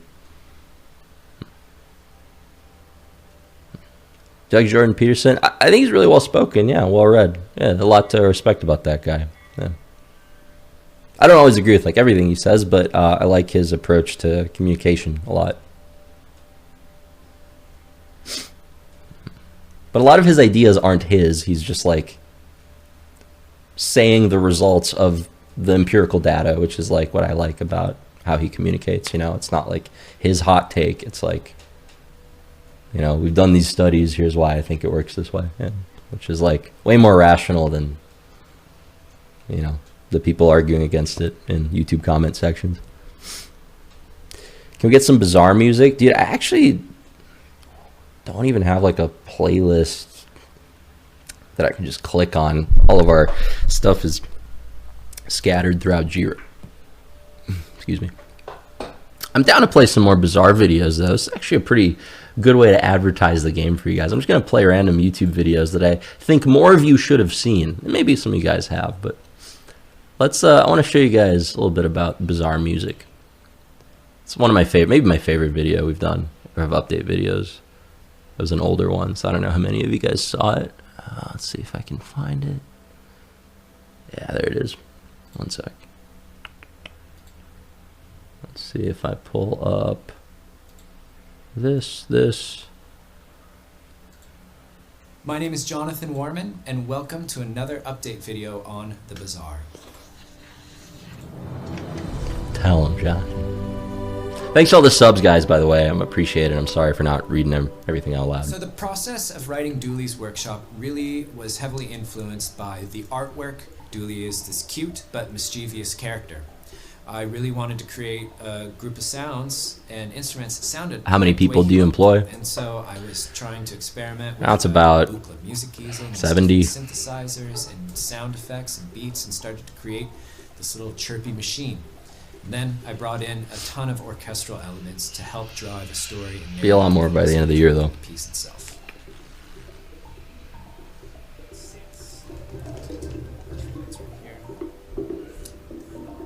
Building this song really was finding that sort of basic set of cute sort of mechanical sounds that were robotic and endearing to the character. And then we need a melody.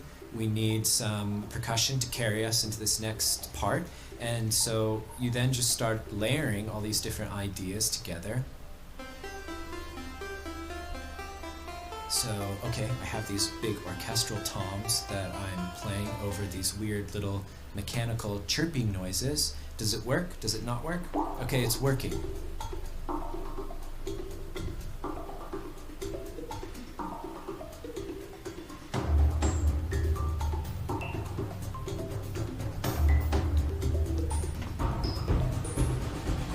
The pizzicato strings, which then moves into creating a soaring string melody over this part, and it just sort of comes together somehow.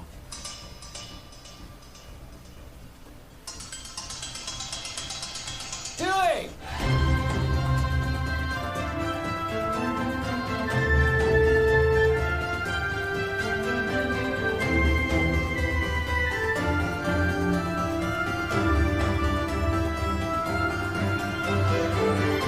The idea of just taking this piece of metal and hitting it and recording it, and then putting a bit crusher on it and lowering the sample rate and making it sound like just something I've never heard.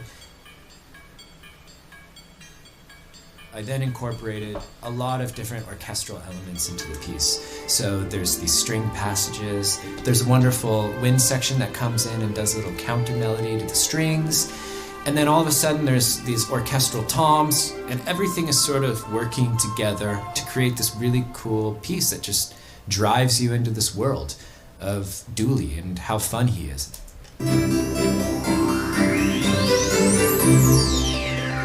Like, that's so cool sounding. So for example, the falling rainbows, all of these arpeggiating synthesizers that are sort of falling out of this beautiful string passage that happened previous, that's a really fun sort of accident actually. that came out of trying to, use a synthesizer to write alongside this orchestral string passage. And I just built all these different sounds, I had them all stacked up, and then I started to make a little beat, and I made these little tinkering sounds that sort of reminded me of like weird little mechanical mechanisms and things like that. And it just sort of came to life. That's like what he sounded like. It's like, what is this? I don't know. It's Dooley, that's what it is. And we got it.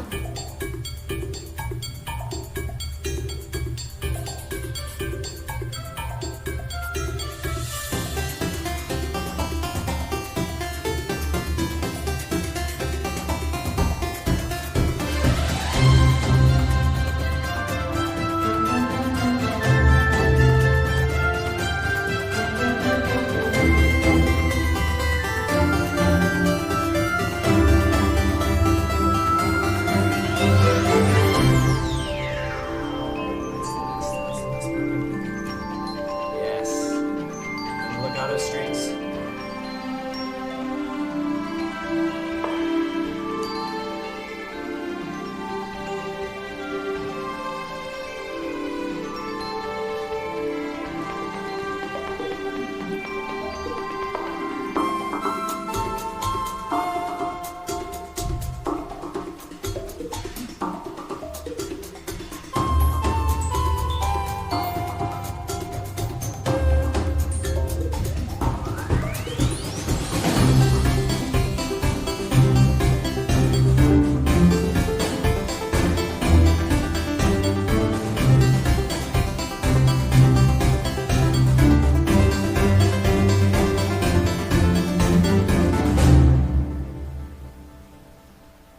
That's fun. It's fun. I hope you guys enjoyed learning a little bit about my process writing for the Bazaar, and specifically Dooley's workshop. I'd love to know what you think. Should I go a little bit more orchestral or a little bit more electronic as I continue to work on this piece? Please comment below and let us know. And we will see you next time for another update video on the making of the Bazaar.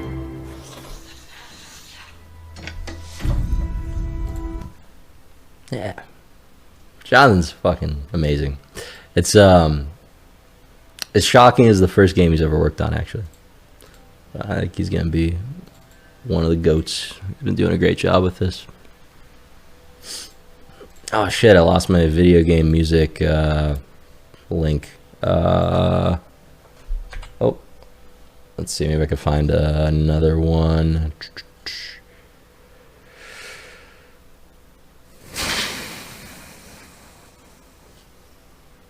Oh, yeah, I'll try this one.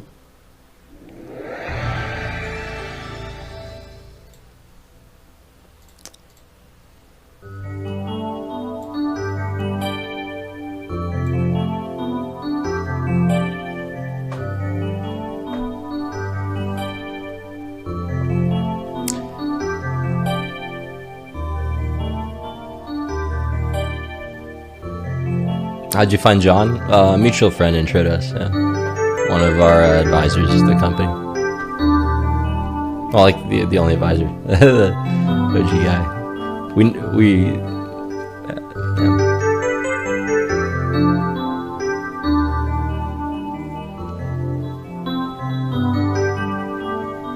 Maybe it's a little too loud. Yeah, I'll keep it a little more chill. Yeah, I turned it up for the other video. It's my bad. Did your band just finish practice in the garage? Yeah.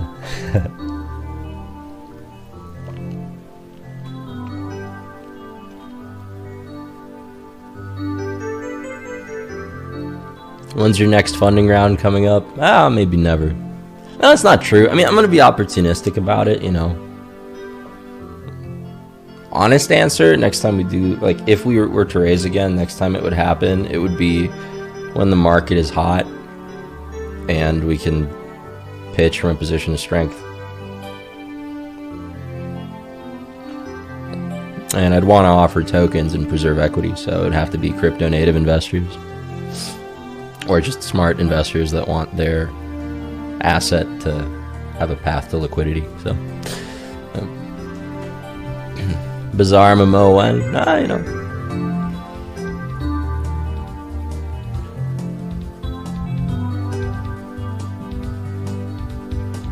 Do you have a careers page for positions related to the game? I don't think so. It's like the roles we're hiring for are super niche, and the people we're looking for are like veteran talent for the most part.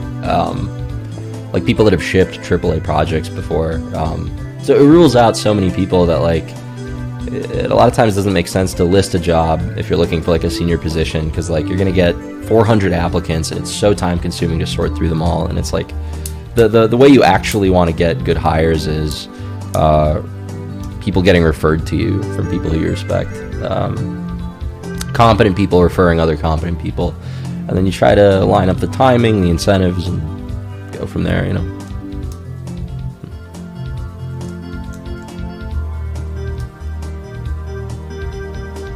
Now, I wouldn't make an MMO, but I would definitely make something 3D with its first person with this IP at some point, yeah. And it would be multiplayer.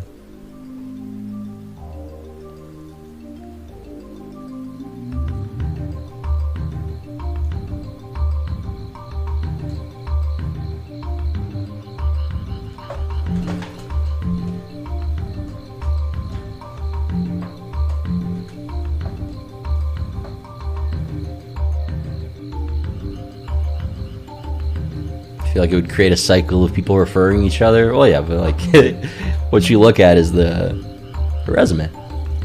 Referral is just the first step. Then you do a bunch of rounds of interviews, you know. Gotta find the best people.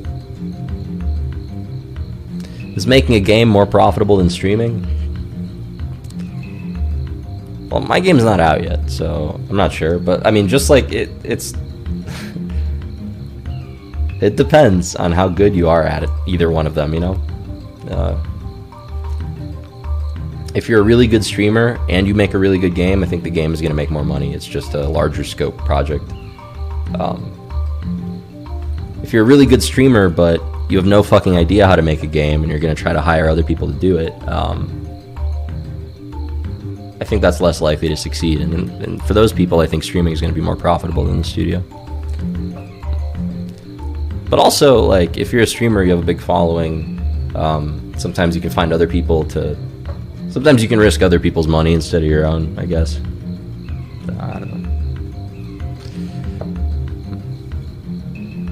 I'm a little salty. Other streamers are doing it now. But I have no reason to be. It's just irrational. I just like being unique and contrarian, you know. I'm not the first streamer to try making a game either, but I think I'll be the first one to, like, successfully do it. And not just successfully, but like at that scope, you know, like it's not like a project for like a 12-person team. This is like a AAA fucking, like I want all of Hearthstone's fucking players. And Slay the Spires and TFTs. TFTs will be hard to get all of them. There's a lot of League players, but if they have any left, then... Well, that's kind of a nice thing. We get a pull from all sorts of genres. Who else is making games? Dr. Disrespect announced a thing. Didn't Boxbox announce some deck builder?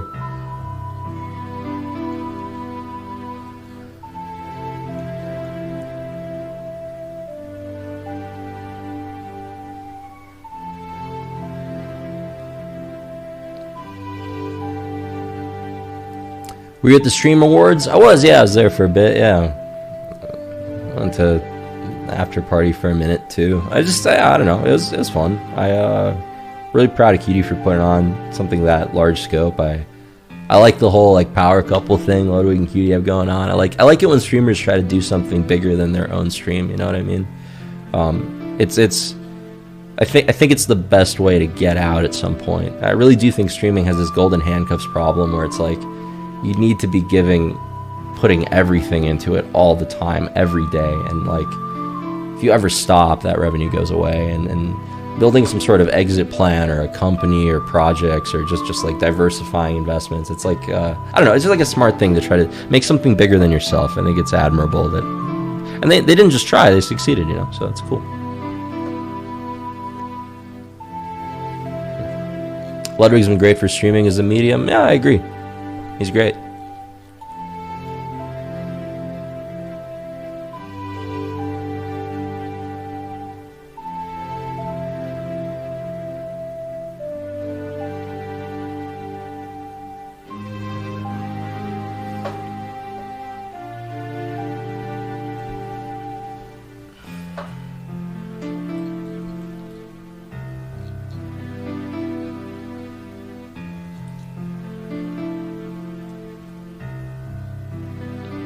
Lemon coolers, you have to raise money.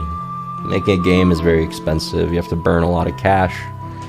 Because you need a lot of people to make a game, especially if it's a big scope. And then you're not making money until the game launches. So usually what happens is a studio or a publisher will fund the team, taking a cut of revenue, and then the team will... It's fucking GoldenEye. Oh, what is that transition? It's just playing like N64 music.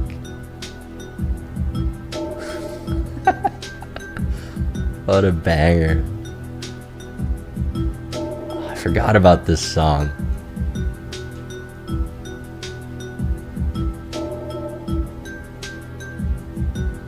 This would be a really good like backing track. I gotta learn how to rap. I think I'd be good at it too. The 112. That's what it is. Two quick ones.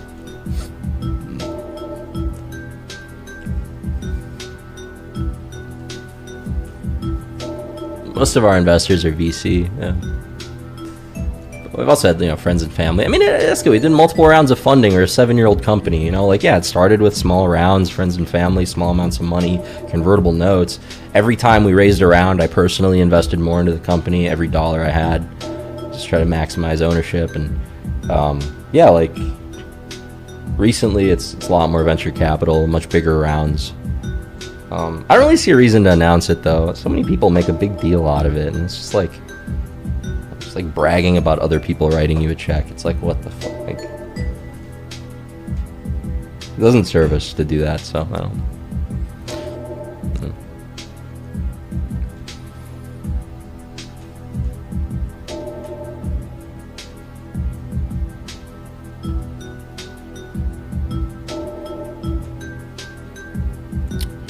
Most of it, Petrolus, most of it.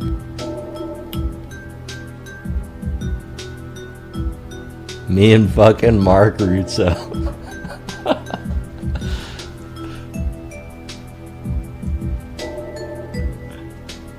I gotta watch that video. Fuck, man. Has everybody gotten their daily Streets 112 viewing in? What if, maybe the greatest inspirational video of all time?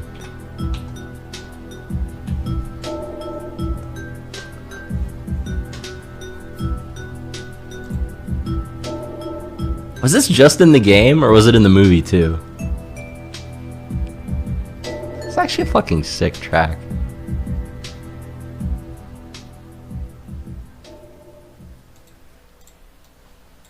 Alright, hold up, boys. Fuck, I love this video. I haven't watched this in so long. An MRRL time. Me and Mark Rutsu. Me and fucking Mark Rutsu. That's fucking right. I skipped 113. I'm a fucking legend. I've never seen a 113, and I never fucking will. 112, baby. To the day I fucking die. Yes! About time I get a fucking lucky break in this fucking game. Motherfuckers, and I clutch the goddamn grenade launcher. That's fucking right.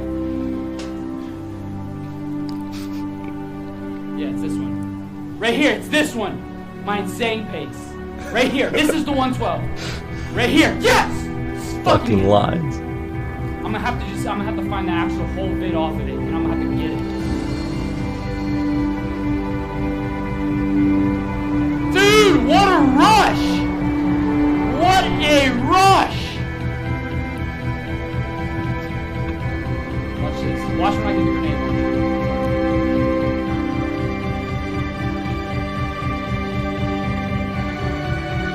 See how fast my pace is? Right in the fucking head! Yeah! Got a fucking 112, baby! That's right! You see that clutchness? I am fucking clutch! Look at this fucking line I take. I'm like, yeah, baby! Let's fucking do this! I wait. Right when he starts firing, they're trying to back boost me, the double. Body armor. 2 quick ones. I already know I'm getting there on the perfect line. Look at the fucking pace! 50, 49, 47, baby! That's fucking right! That's fucking it! fucking pumped watching this one again. I waited to cinema too because I said, oh my god, it might be 112. And it fucking is! It fucking is, baby! Yeah! Look at me typing, you guys. You guys Fucking legend. I'm typing a storm. Dude, I fucking just got streets 112. It's not fucking fun. Yes! I fucking did it! That's right! I skipped 113. I'm a legend. I am a fucking legend. I'm a fucking legend. Yeah. I am a fucking legend.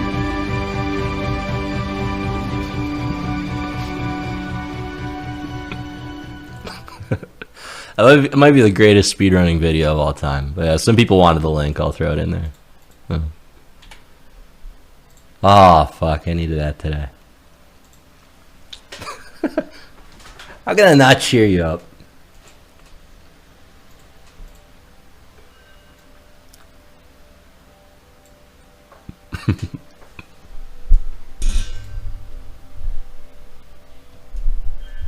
Now I understand when you said to get really good at something to get laid. Yeah, exactly.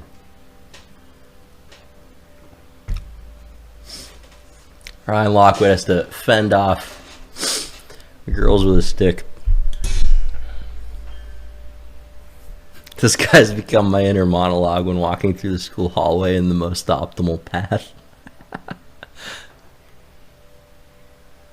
I am still working on my game, man. Yeah, it's coming out later this year. Oh wait, I was playing Nintendo 64 music. That's what we were doing.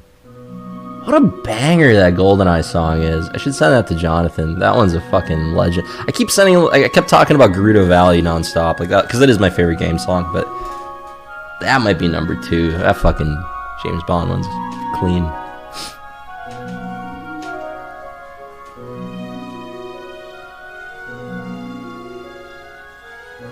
What?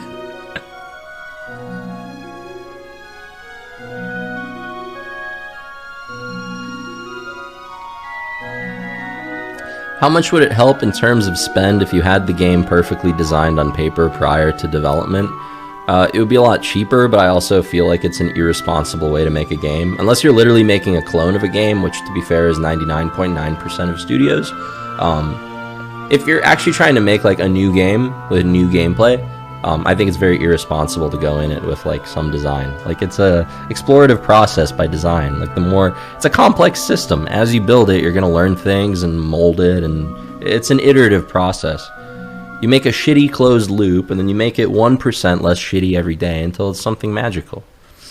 And depending on how far down that improvement path you're willing to go, and how much funding and runway you have to do it, you can really make something special. But yeah, no, most game projects only happen, once the funding is all there up front. That funding has to go through an underwriter, and then shareholders and boomers and bureaucrats, and these people will only sign off on clones of things they've already seen be successful. So you just see studios fighting over the same slice of pie of games that already exist, instead of like tapping into an endless swath of unexplored experiences people could be creating. And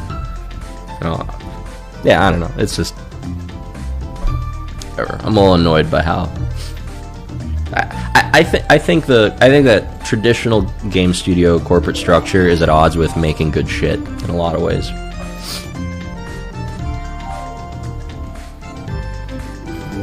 What's your favorite way to raise money? I hate raising money. There's no favorite way. It's hard as fuck. You have to come at it from a position of strength. You have to be opportunistic about it. Very talented people forced to do shit. Exactly. Yeah, you can't blame the devs. It's like,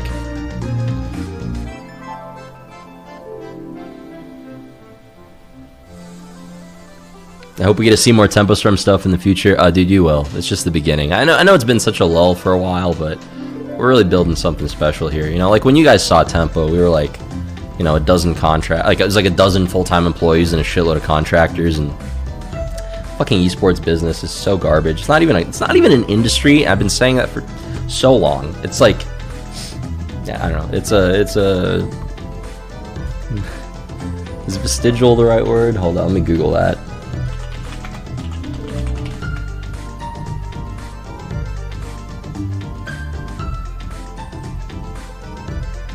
God, dictionary word.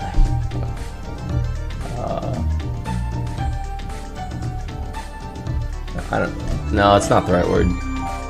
Yeah, esports is like a. It's like the marketing department of the game industry, but the game industry is the actual industry. Like that's where people spend their money. I forgot what question I was answering. Sorry. What do you think of the Slay Spire? It's a brilliant game. Yeah, it opened up a huge genre of roguelike deck builders. Props to them. Yeah.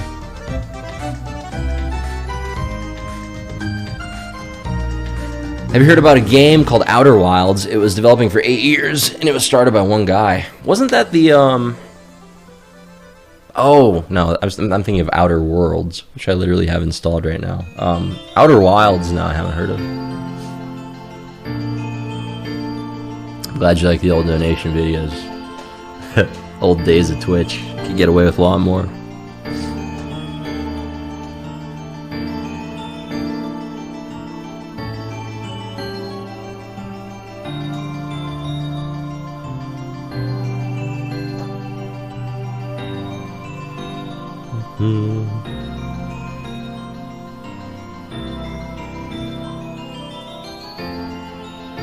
Reynad, I had a shitty boss in 2017 who wanted our team to be more like a family and mandated we start giving presentations during our lunch break. I volunteered to go first and gave an hour presentation on the future of music copyright on Twitch, full of screenshots of your old Spotify playlists.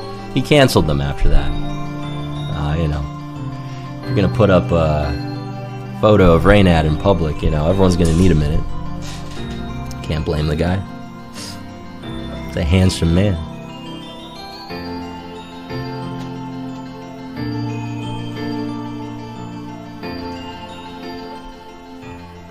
Do you follow Magic at all? I mean, I still play Magic sometimes. Like this week, I've been playing it while Bazaar servers have been down.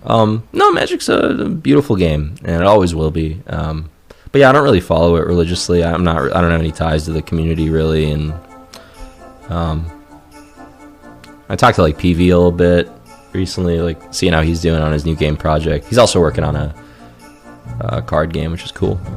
Yeah.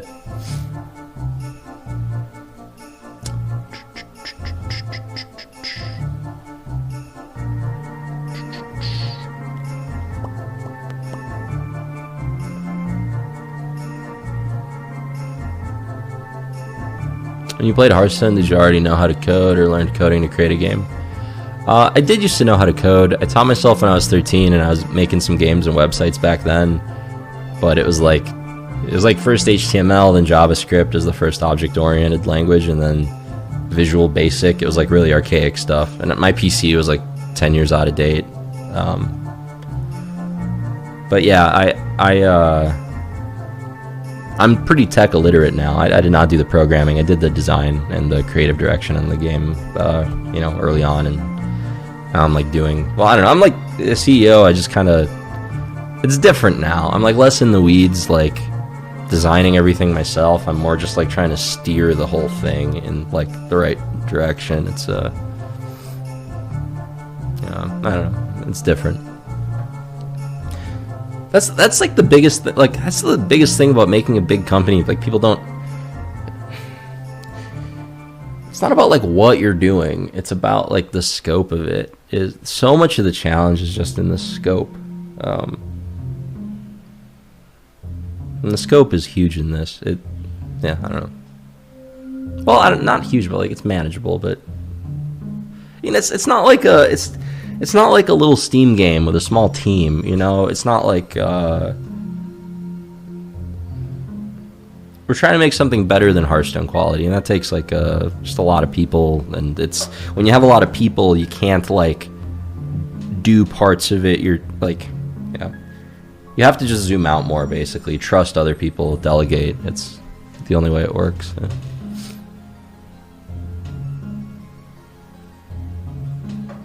What booster boxes are those?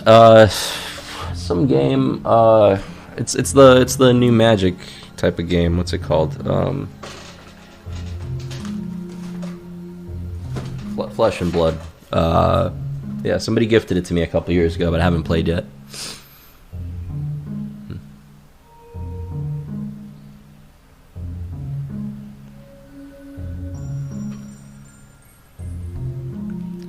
What's up? Grenada from Brazil. I hope I'm pronouncing that right. Grenada, or I don't know. I don't know how you guys pronounce it. How do you manage to put together a company and manage it? Well, I've been doing it for 7 years. And no, I did not use borrowed funds. I took all of the money I made from streaming, which back in my day was not much. It was not like... It wasn't like everyone pretending to be a fucking K-pop star in LA making, you know, millions off of Among Us videos. It was like you grinded 200 hours a month and you made less money than small dentists. But you did it anyway for the fucking clout because we all wanted attention. And, you know, I was making like maybe like 115K my first year, like 2014. I just put all that into the company, just bootstrapped it. Single member LLC, and just, yeah, over the years just grew it, you know.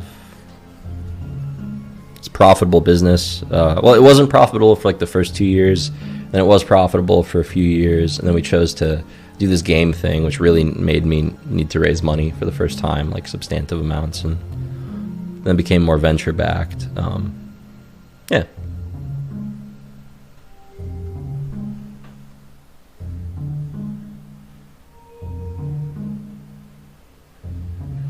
Was salary a large deciding factor in pursuing tempo over your streaming career?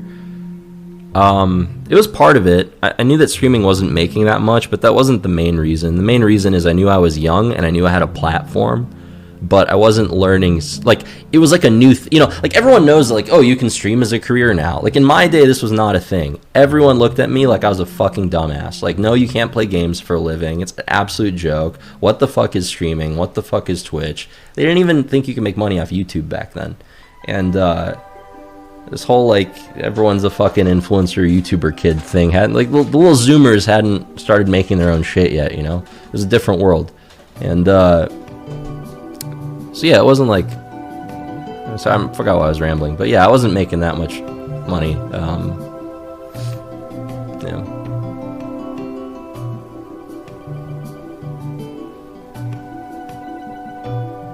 Any tips on knowing how to deal with potential game publishers? I talked to a lot of them, and I could not justify partnering with any of them just structurally. Like, I just don't know why you need a publisher in 2022.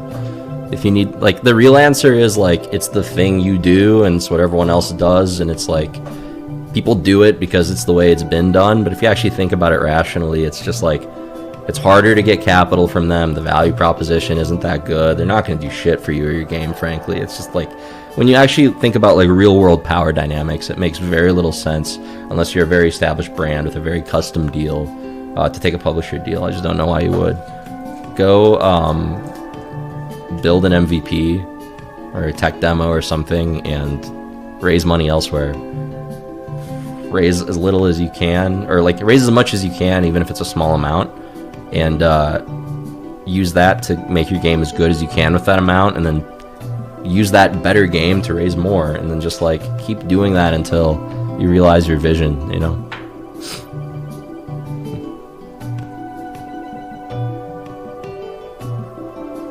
Some people are not good in raising money, some people aren't good at game development, you know. Get good or make shit. What people don't realize is, like, you can't just selectively do the parts of your job that you want to do. You know, this is a big problem I had for a lot of years in my life, is like I was unwilling to do the things I needed to do to get to my goals. And you can't just do the parts of game development that you enjoy and expect to succeed. Everyone wants to make games for a living. It's an inherently competitive system. Who wins in any competitive system? The people that do what others are unwilling or unable to do. So I would encourage you to think about raising money like part of game development, and it's part of game development that you suck at, and you have to get good at it, or you won't make good games, or you won't make games of a large scope. At least you can certainly make a good game without raising money. But like, yeah, I don't know. Those are my thoughts. Yeah.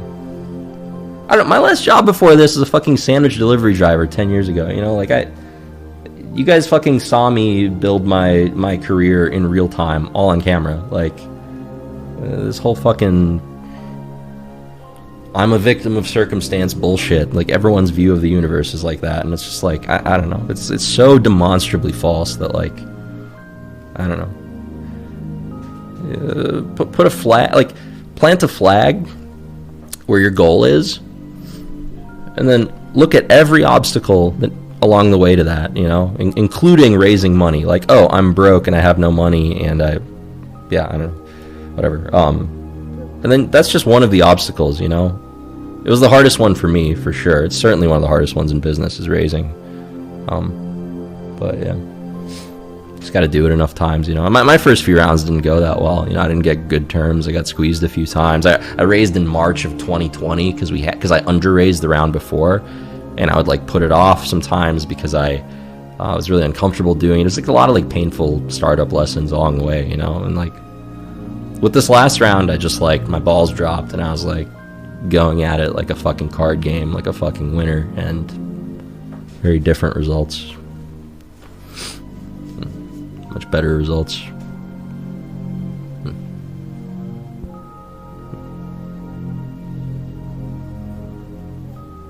Do you like what you do because you're good at it, or are you good at it because you like it? I don't agree with the notion that people are like intrinsically good at stuff. Like you're not just like made good at stuff. Like it's a journey to get good. Nobody starts good, right? So it's like I chose to go on that long, hard journey of improving at skills because I wanted to get good at that skill. You know, I really liked games, so I really wanted to make a good one. So I spent a lot of time learning how to design early, and it wasn't like I wasn't that good at it at first. You know, I'm not the best now either, but like I'm much better, and I think at least for this genre, I can make quite a good one. So, but yeah, it didn't start that way. You know, like.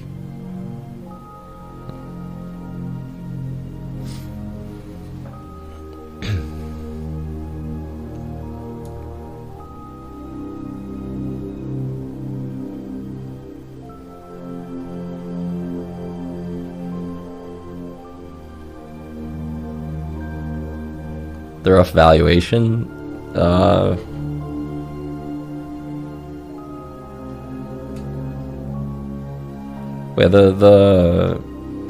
valuation of the equity right now is just shy of 300 mil.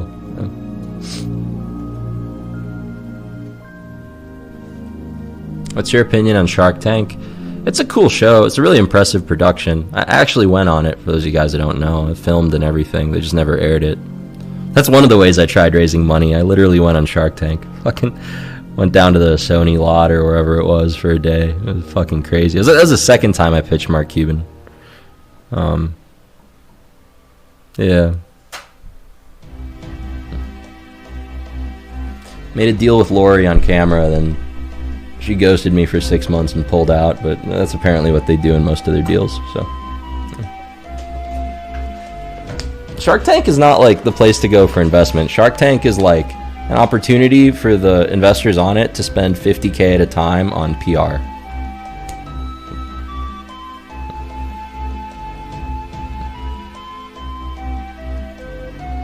Yeah, it's like Dragon's Den. Yeah, it's a clone of Dragon's Den, actually. I think Dragon's Den. I used to watch Dragon's Den on TV or something. I really liked it. That was like the first one, right? That one was more legit, yeah.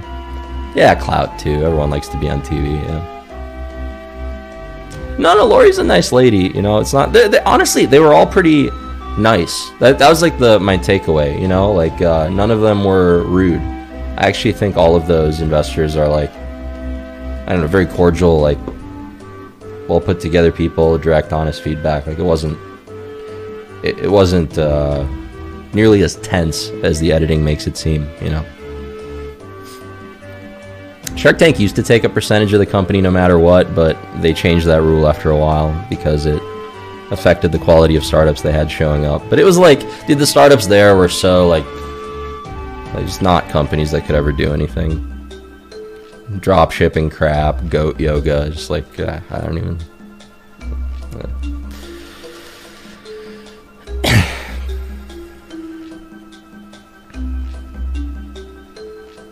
Yeah, goat yoga. Yoga with goats. I don't... They had a goat. They were doing yoga. I don't know the model. Like, that's fair. I can't shit talk the goat yoga business model without understanding it. That's a good point. Good point. I've not played Vampire Survivors, but Steam recommended that to me when I opened it today. I remember that.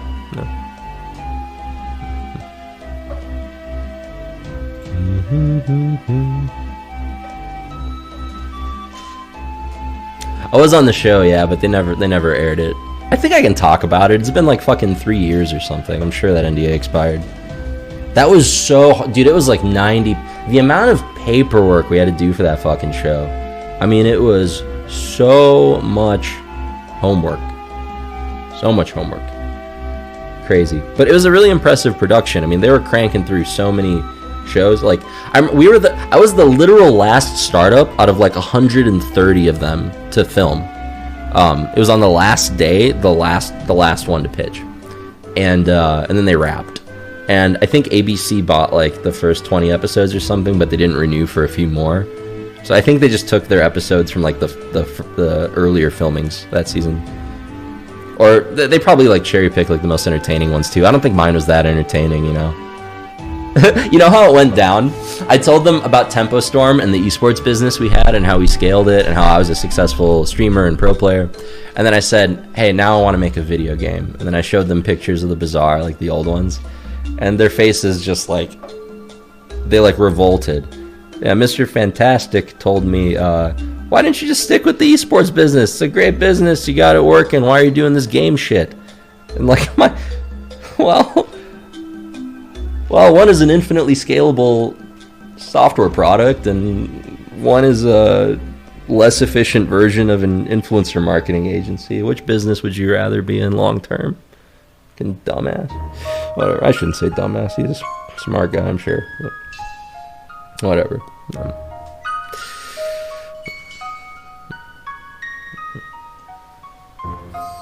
No, I didn't respond with that. You know, I just smiled and nodded. Thanks for your time. I should have, though. I should have gotten snippy. But you know what I did wrong with the Shark Tank thing? I really wanted to make a deal no matter what, because I calculated the viewership they had and what the marketing value of that exposure was. And at that time, we would have been like the first esports team on TV ever. First esports team mentioned on TV, even. This was like 2016, or this was like very long. I don't fucking. It was a very long time ago. And so it was like a big deal to get on TV. And I knew that if you made a deal, no matter how bad, your odds of airing were astronomically more likely. Because if you don't make a deal, they tend not to air those unless something dramatic went down or it was like good TV, you know? So really I went in with the mentality of like, okay, I just need to make some deal. It doesn't matter what. Try to give them as small of a pound of flesh as possible. Yeah.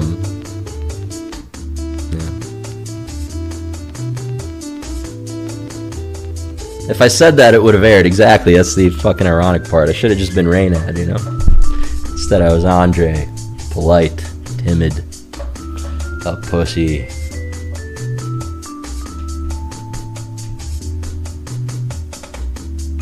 Oh, is it Mr. Wonderful? Did I say Mr. Fantastic? My bad. Mr. Wonderful, that's what it is. 6 years later, he would not have made his money. Yeah.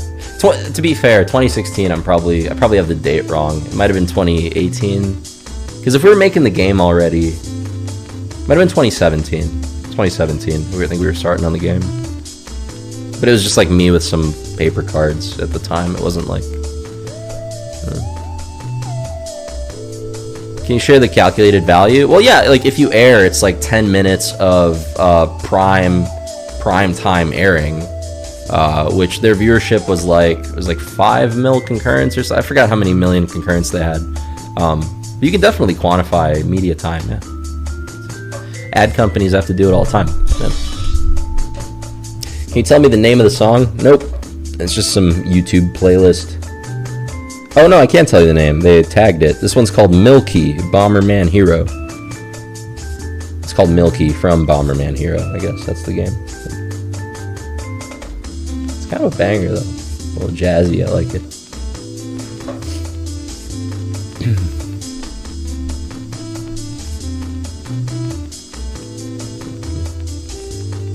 Yeah, it's a lot of free press, exactly, you know. Please don't remove this VOD. Alright. I'm so, like, paranoid about having shit on video now, you know, like... I don't know. Everything I'm doing is in a way trying to increase my reach, and... You know, like, I want my company and the game to be as successful as possible. If it goes well, we're going to have a lot of resources. I want to put those resources to making the world better, and that is going to mean butting heads with a lot of endemic cunts. And it's so easy for these media teardowns. Like, when you have tens or hundreds of thousands of fucking hours of footage of yourself on the internet, anybody dedicated can go through and pick out some stuff you said that maybe it was like acceptable back then but not now. Maybe you just said something stupid because you're a dumb, because I don't know, like if any normal person had a camera on them for that much, they would have 10 times the amount of cancelable things being said. I don't know, I guess like I'm a little, I guess scared is just the word. Maybe I shouldn't be. I try not to be scared. Yeah, I'm glad I talked this out loud. Yeah, I won't delete the VOD. I'm just going to say my opinion, and there's going to be a lot of disinformation. There always has been, you know. It was really upsetting to me, though. It's like one of the reasons I wanted to stop streaming. So many people on Reddit. I mean, you have no idea. Just like lie and they just make things up about me to just like try to ruin my reputation, and they're not even motivated beyond being like some unhappy LSF degenerates. And like, sure, yeah, you're the scum of society and your life sucks, and like I get why that guy would do it, but like imagine when it's just like, imagine when a company targets you that way.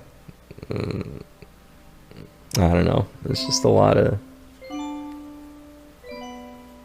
maybe I'm too sensitive about my reputation. I don't know.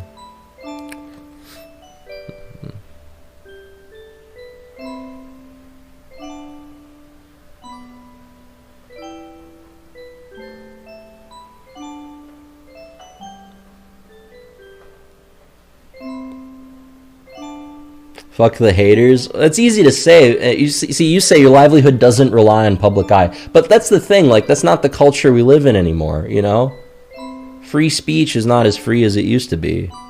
Now it's all about virtue signaling. So if I say something that's deemed insensitive and other people want to tout their sensitivity, it's very easy to get canceled. Very, very easy. And you know what my response is going to be, is fighting it tooth and nail. So it's just going to be a lot of shit flinging both ways. And it's like, I don't know. My response will be more mature these days, I guess. Yeah.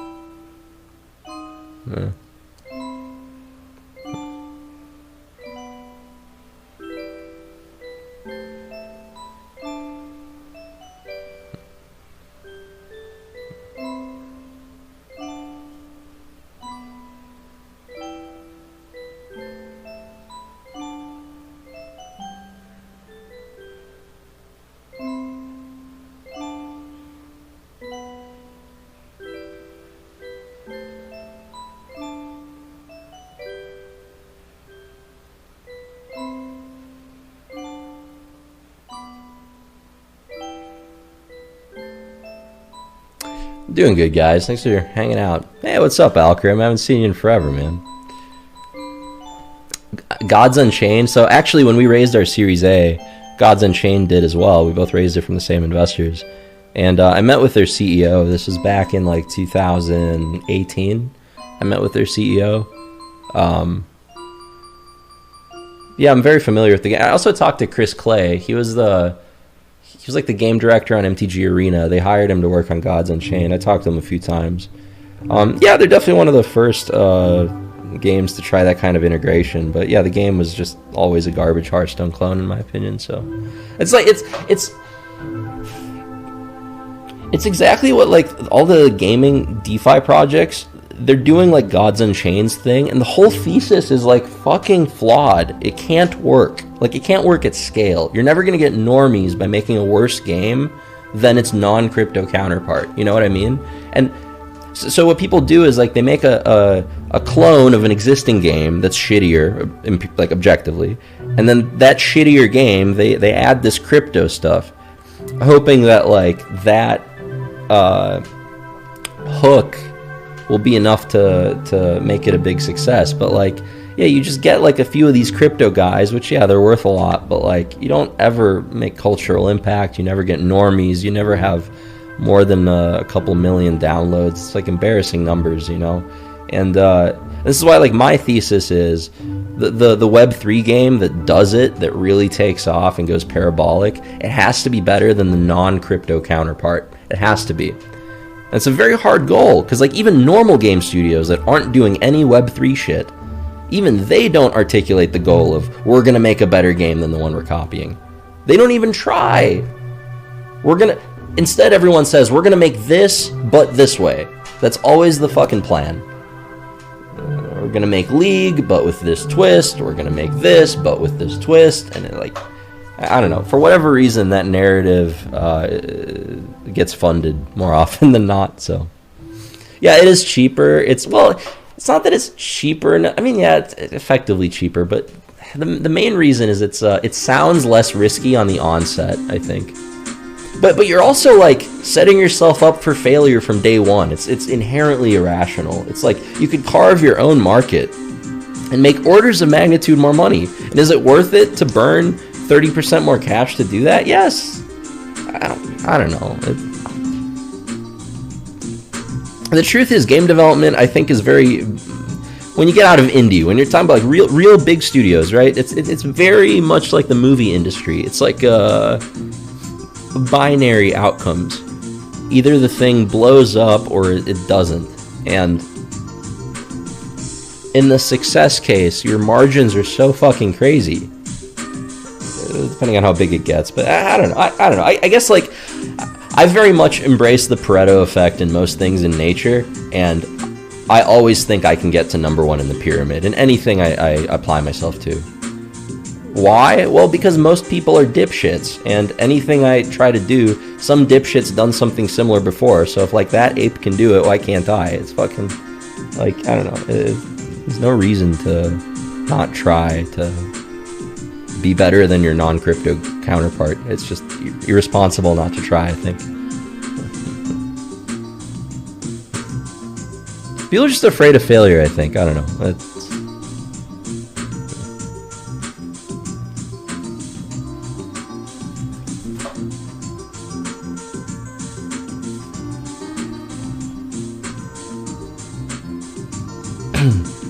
Reynad, are you still in California? I am, yeah. I'm in LA.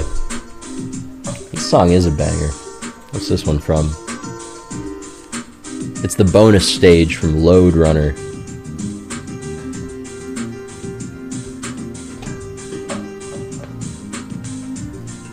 I just don't know what I'm doing. Well, then you know your first step. That's the obstacle. You don't know what you're doing. Figuring it out is the thing to work on. People love doing X but Y because it protects their jobs. It's hard to get fired if you have something with success to point to like League. And trying new things is a high chance of failure. Yeah. Yeah, but also it like points to the fact that the people signing off on like the game they're gonna work on, like a lot of times these people just don't play games. Or like they don't, at least not modern ones, or they like don't give a shit. Like they care about the financial success of the company because that's what they're hired to do, and it's not wrong of them to do that. That's what they've been hired for. But it's like, I think that kind of business structure is flawed. It needs to be more like a movie production where it is like There is a fucking director, and there is a vision, and we're fucking doing it. And I guess even movies are susceptible to this, right? There's a lot of cookie cutter movie shit. I don't know. I think the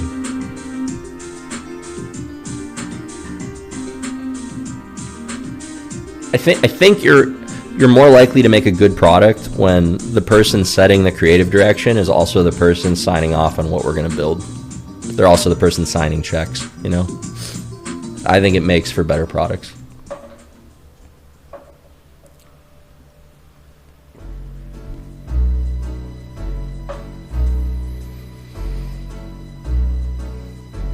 How many Dominion elements survived? I mean, the whole core of it. Yeah, still a drafting game. Depends what you consider a Dominion element.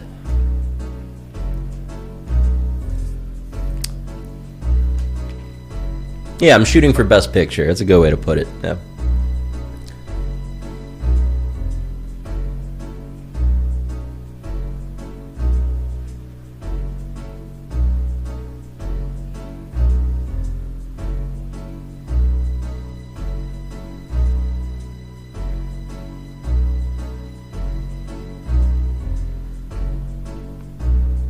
Is it necessary to completely cut out weed if you're trying to be productive? I think you're more likely to succeed if you do cut it out, yeah. But, you know, I was a habitual weed smoker for the past few years. I'm trying to quit cold turkey this week. I haven't smoked since, like, a week ago. So, you know, a lot of the game development and a lot of the work I've done over the past few years, like, I was smoking pretty frequently, but, would I say it helped me? Not really. I think a lot of it was a stress management tool. I took on so much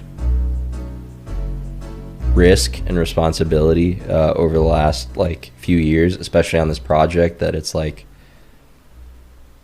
you know, before you close the fundraise, holy fuck, is that stressful. And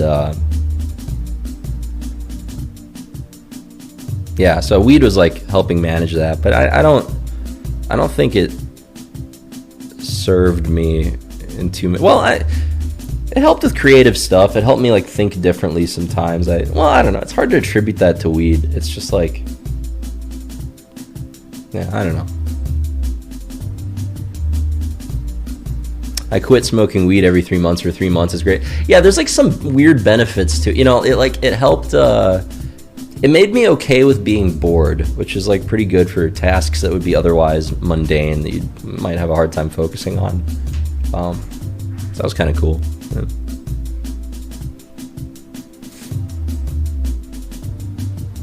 There will be lots of interactables on the Bazaar board, yep. Collectible ones too. Yeah, Bazaar has more than enough money to finish development. We're good. Had a very, very successful raise. How many people work on the Bazaar? Well, I mean, before the war in Ukraine started, it was like close to 70.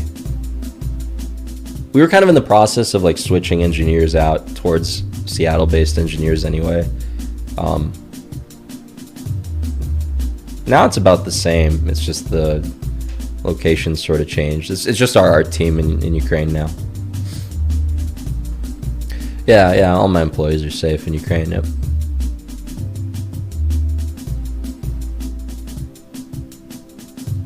Yeah, I think we have a great art direction. You can check it out for yourself in the YouTube videos.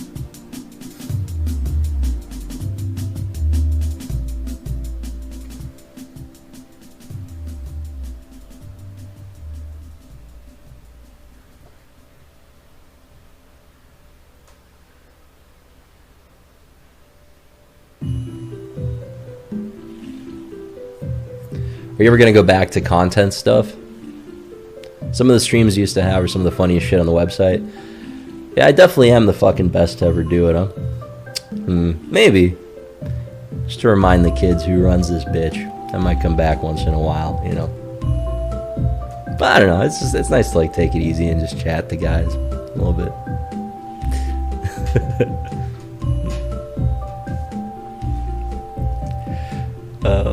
I don't know. It'd be fun to run it back. There's some shows we did I really loved. I really liked the travel stuff we did. Game Changers is really cool.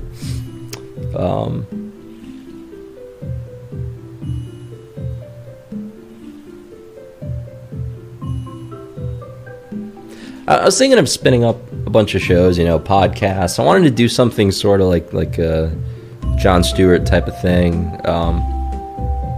I don't know, you know, it's like I'm getting older and more mature too, so like the nature of my content kind of has to change too. Like so are you guys a bit, you know. So I think I'm down to make content, but I wouldn't do it like for the money or for the views. It would be like for the content, right?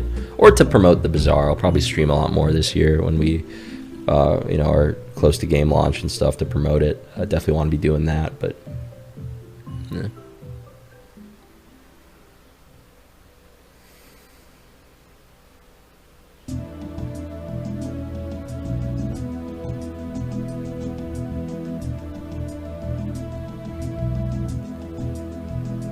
You see a problem in ranked anxiety for your players? We have an unranked mode if they feel that, so.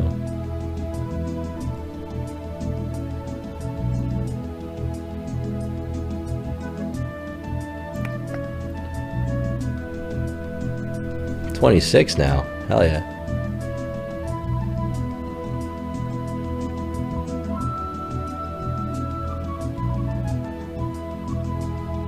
Started watching you at the start of high school and now I'm graduating college. Kind of crazy. Yeah, and to be honest, I think the first time I started like growing up, I mean, it wasn't like a moment, you know, it was like a gradual thing, but yeah, 26 was the first age where I felt like a different tier from the Zoomers, you know. They had slightly different slang than me. I was like a week behind in the lingo. You know what it was? Man, I was in this fucking club in Romania, in Mamaia. This is beachside. It's all on the beach, and they have all these fucking clubs going for miles and miles and miles, and all these like sunbeds outside, and people just bounce between clubs. And it's one of those cities that's like only open in the summer for vacation tourists and stuff. My best friend's in Romania, so I wanted to like, he invited me out there, and you know, whatever. We were in this club. I was talking to these girls, and they're cute. Me and my friend were, and it was going well. And then at some point, one of them asked, "Wait, how old are you guys?" And I said 26, and they had this look of shock and disgust, and and I don't know, it hurt my feelings. I was like, "Fuck, I'm old." Yeah, and maybe I get it's more their thing than my thing. 26 isn't old at all, but it was the first time I felt it, you know, that it was like different. Yeah. But then, yeah, my taste in women started changing a bit too. I started caring about their character a lot more. Stopped, you know, just having sex for the sake of having sex. I started like focusing on the business more. Or I don't know. I guess I started like trusting my gut with the business more. Yeah, I don't know, it's been, yeah, it's just different. Like, and your brain starts working differently as a guy, like literally, like empirically, like until the age of like 25 or whatever, you're thinking, it's not better or worse, it's just different. When you're younger as a guy, you're thinking about the world in terms of its relationship to you. Like everything's, the way your brain organizes stuff is in relation to you, to Andre. And like, when you get older, it goes one level of abstraction higher to where it's like, it's like zooming out. It's like, I think about me. Instead of this spindrift's relationship to me, it's like, I think about the room. And I'm in the room and the spindrift's in the room. I don't know if this makes sense, but I'm very interested in how I think, and I pay a lot of attention to it, and it's hard to describe it without abstract statements. So, yeah.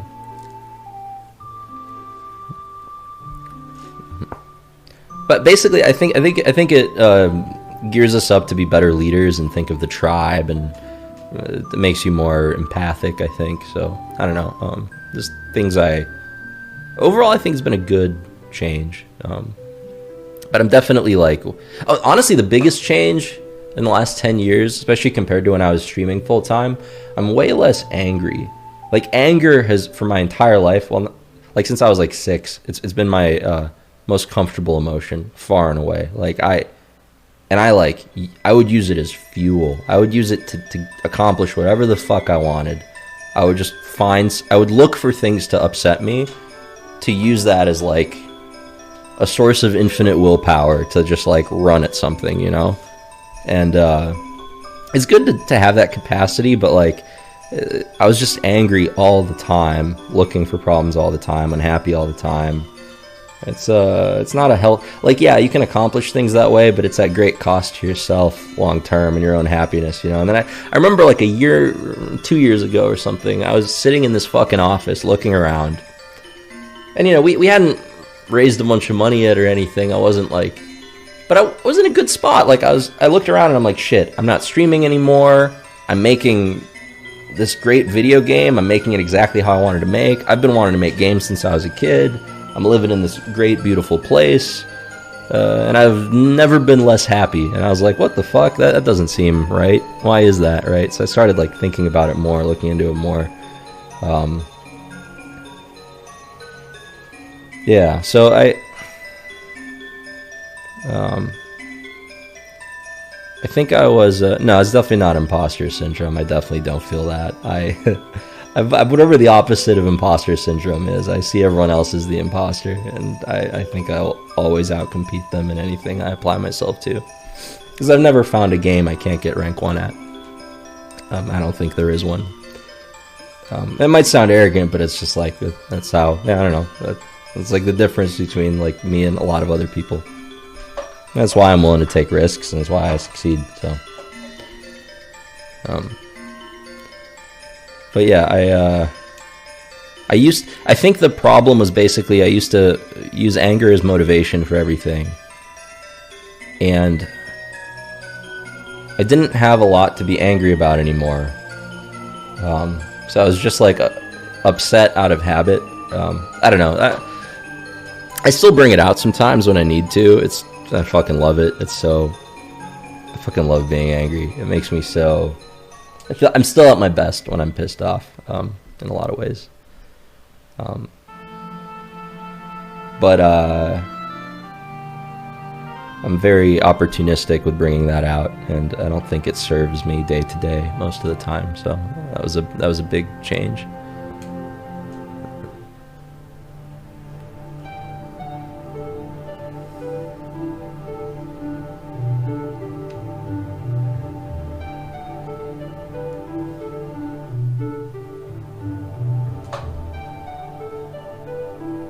Hop into League of Legends? Well, why? So I can play for some other esports team valued less than my game studio? Like, I'd rather do my business shit. This is the ultimate competitive game.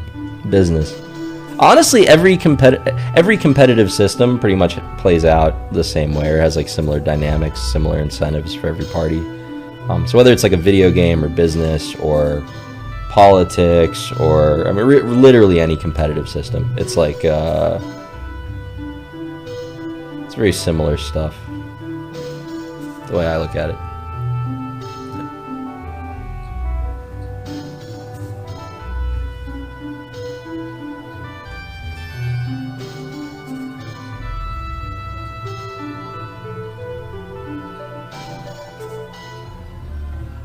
Do you think you'll make more games after the Bazaar, even if it bombs? Yeah, I'd like to. But, you know, if I did, I would want to make, like, I'd want to go big with it. So this is the thing, guys. Like, making a game, like, at the scope of, like, when you think best games or whatever, like, they're all, like, 7-year projects, 5-year projects minimum. It's not like, yeah, I want to make another game, but fuck, I'm going to be close to 40 by the time it's out. I mean, fuck. Better be real confident in it, huh? Better really want to make that one. I'm also interested in other media, though. You know, like, I love video games. I love them so much. It's my favorite medium. That being said, I was raised by TV. I love TV. I love shows. Like I don't know if you guys know. Like my team and I made Hive Mind. I think I'm a pretty fucking great producer too. Like I think I want to do like shows and movies, and I want to get an animation studio. I want to build a theme park. Like I think ultimately, like any form of art or any form of media, really, it's all just experience design. You make an experience and then you distribute it at digital scale to millions of people. And I think it's a really like fulfilling thing to spend your time on, because you're making those people's day better. You know, if they're just having a little bit of fun. Or in the case of a game, it could do a lot for a person. It could be a whole hobby, and I know how impactful games were in my life. So yeah, I think I'll always. That's why I want to make a media company. You know, I think the best way to think of Tempo, it's not like esports team turned game studio. It's like esports team turned media company. You know, where the future of Tempo is more like Disney. So yeah, I want to make more stuff. Yeah.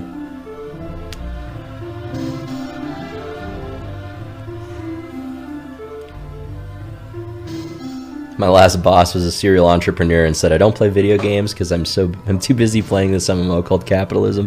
No, that's exactly it. It's yeah, the world is the same as video games. It's just like a little more abstract and a lot more competitive, and yeah, it's just games are like a hyper distilled version of pretty common dynamics in real life in a lot of cases. So it's pretty interesting stuff. Yeah.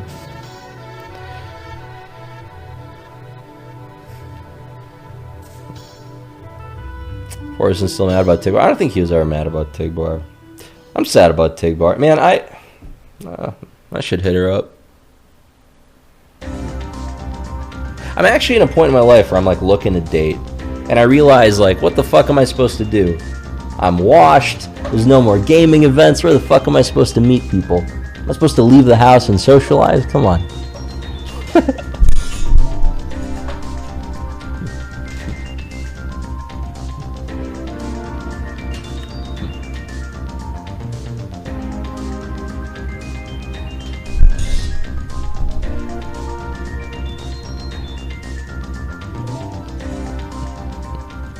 As someone kind of addicted to video games, can you explain how real life is more competitive? Well, in video games, not everybody plays them competitively. In video games, a lot of people are casuals because that's how they prefer to play. They don't like the stress of competition. But in real life, the stress of competition is forced upon you. Your entire serotonin level depends on how well you're competing in a lot of senses. And the competition is so multi-layered across a bunch of different... You're competing like... in any level of abstraction you pick. You're competing in your job for that hierarchy. You're competing reproductively for a mate. You're competing for resources just to like eat. And everybody wants to raise their standard of living in a million different ways. And you're effectively competing against everyone, you know. So it is, the system is ultimately capitalistic, or it is a market, but a corrupt one, but it is a market. So yeah, I guess like I think real life is more competitive than games because everyone competes in real life, whereas only some people compete in games. Yeah. Natural selection is just competition across millennia, you know.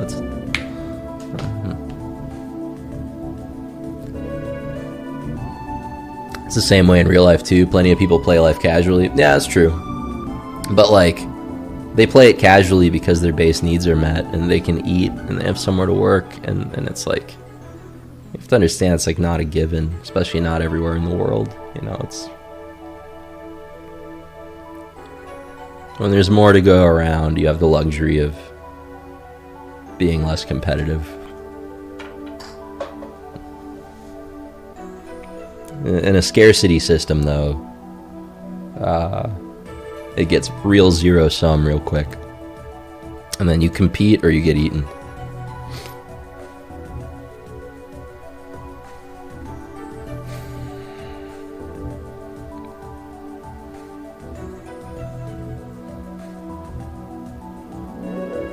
People cooperate more than you think, but people cooperate as a means to an end of competition. Cooperation is just power consolidating itself. It's another way to outcompete other tribes that you know. It's let me maybe competitive is not necessarily the right word. Some things are inevitably competitive. Reproduction always will be. Status always will be.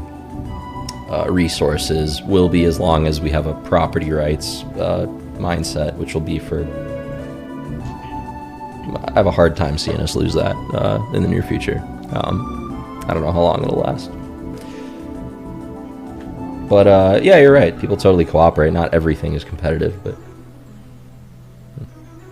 in a lot of ways, you could say almost everything in the universe is competition to some degree. You know, like I was thinking a lot about conflict, just in general, and how so many people shy away from it. Everyone is so anti-conflict, and I realized that like almost everything in the universe is just the meeting of two forces, and it's always that's the conflict, right? But you need the conflict to fucking find the right balance. It's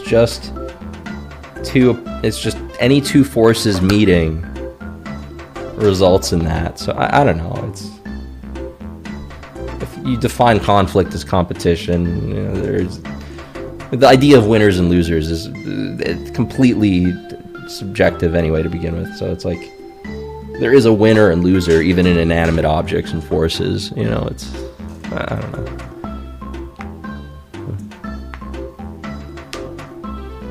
Life feels more like a ride than a competition. Yeah, it's both. It's a competitive ride. Who wants to cooperate with me to get some bitches?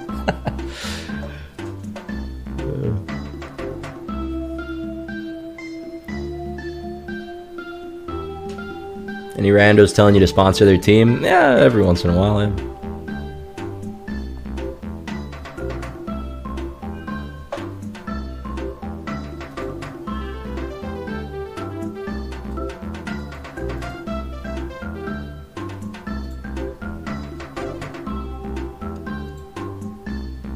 No, I think conflict is good. That's all I'm trying to say. Or like inevitable, but not in a bad way. I would. Conflict brings out the best in people a lot of times too. Competition, not conflict, but competition brings out the best in people a lot of times.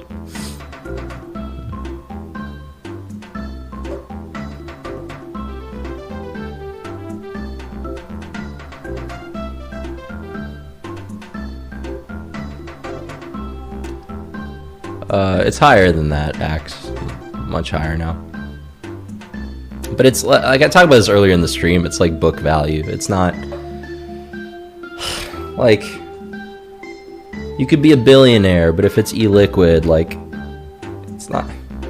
You could have two people with the same net worth, but one is way like richer in the conventional sense because their assets are liquid. It's my net worth is startup equity, and it's worth 9 figures, but like that doesn't mean I can go spend 9 figures today. You know what I mean?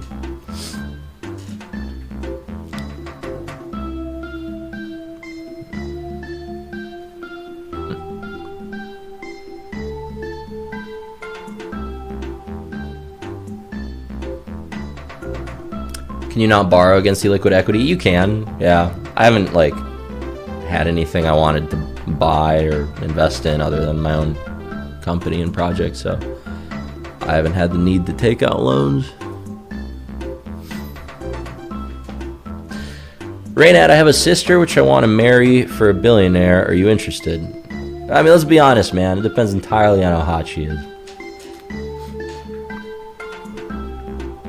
I'm kidding. I'm all about personality. What's the best way to complete a project you start? How do you motivate yourself to the end?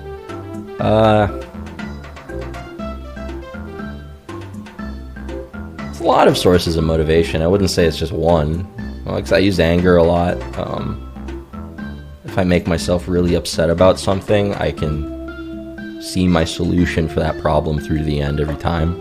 But I don't think it's so much about what you do to keep yourself motivated. It's more about what you don't do, which is quit. And I just don't quit. I don't know. I just drew that line in the sand, and it's like, I don't know. But I learned that. I guess that's a good point. I wasn't always that way. I learned that when I was 15 in Magic.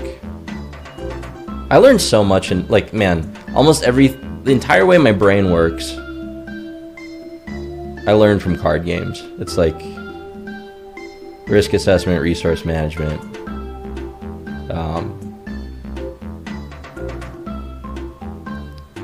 But yeah, I learned this thing early where basically a lot of people would scoop quick, and I would think, oh, maybe there's like a 1% chance I can get a perfect series of draws and get out of it.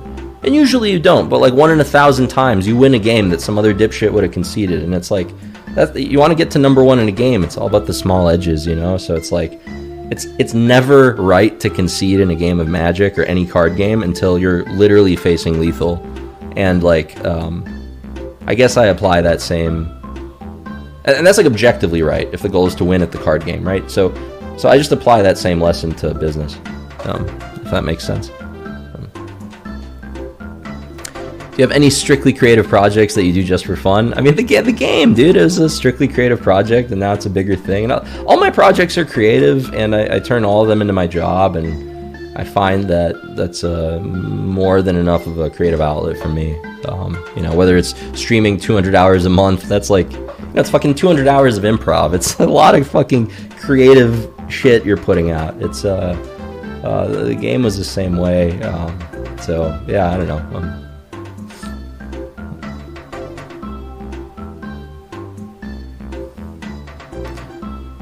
Yeah, but Fire Death, you're like intentionally missing the point there. That's like but actually, like, yeah, okay. There's a difference between being right and being not wrong. You know what I mean? Try to be right.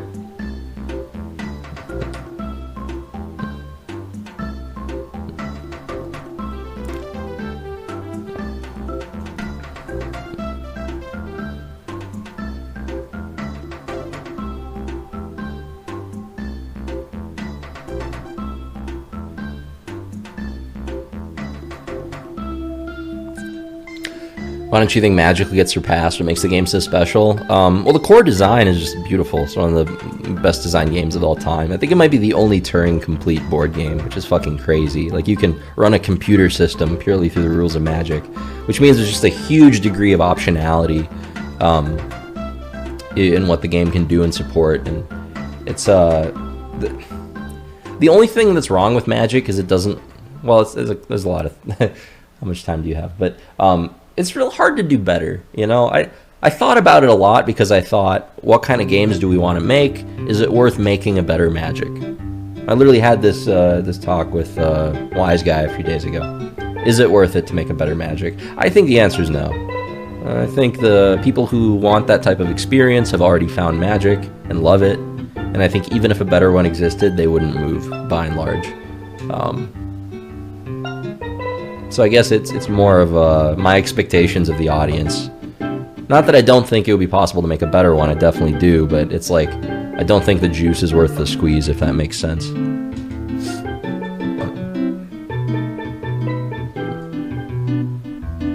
But this is like, this is exactly like the difference between my philosophy and like a studio like Riot, right? Like Riot thinks the opposite of how I do about game development. And they do a great job. They're a brilliant studio, right? So I could totally be in the wrong, or maybe both strategies are valid. I don't know. We'll see how our products do, right? But Riot's thing is like, okay, let's take a market that we know exists and just try to out-execute the game that's already owning it, right?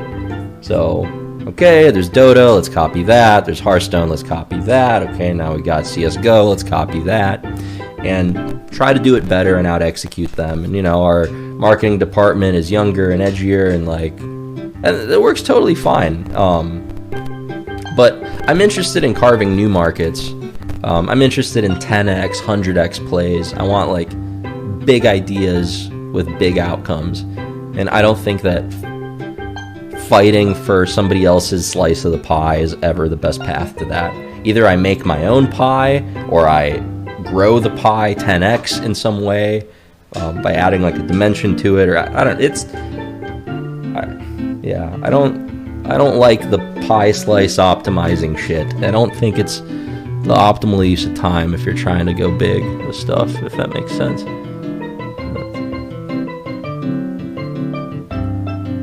Game's completely free to play. Yeah. You can get all the content for free. You gotta grind a bit for all the heroes, but like it's very free to play friendly. Yeah. Monetizes through status and cosmetics mostly. Wasn't it what Blizzard used to do, better in competition by great execution? I would argue their games were pretty like leaps and bounds ahead of what other studios were doing. I mean, they were doing things like making a game real time that was not real time before, making a game multiplayer online that was not multiplayer online before. To say that that's like the same game as something with similar gameplay before it, I think is just not a good faith argument. I think that's like effectively a different game when you add those features. Or it's like, it's at the very least the type of innovation that's going to 10x the user base, you know, which is like kind of like Runeterra monetization, yeah, but way more exciting because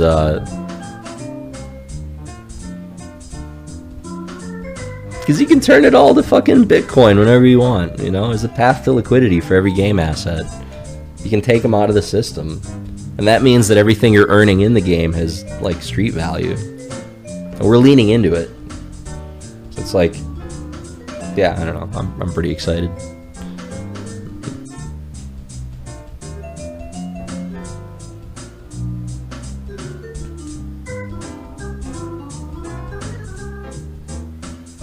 Bazaar takes a cut on that path back to liquidity. Yeah, there'll be of course there's a tax. But that's what keeps the system going.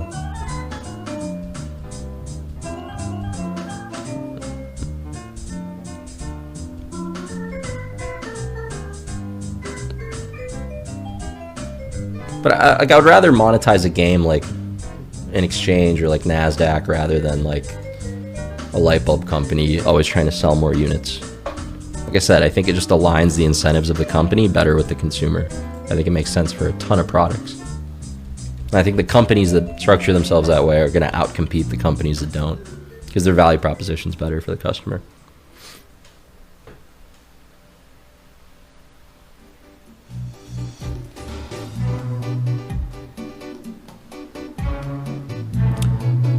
I never said anything about NFTs. We are not selling NFTs for the Bazaar ever. Stop fucking putting words in my mouth.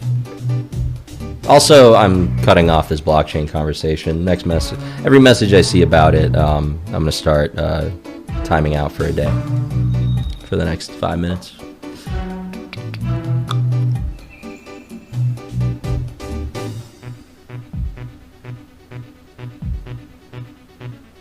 Mm-hmm.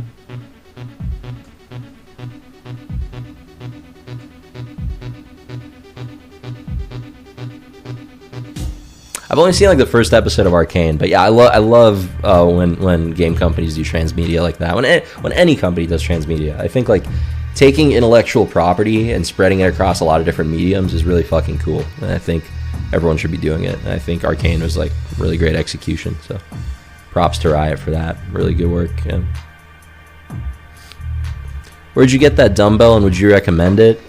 These are some Bowflex ones that I used to see advertised to me when I was like a 10-year-old kid watching TV commercials.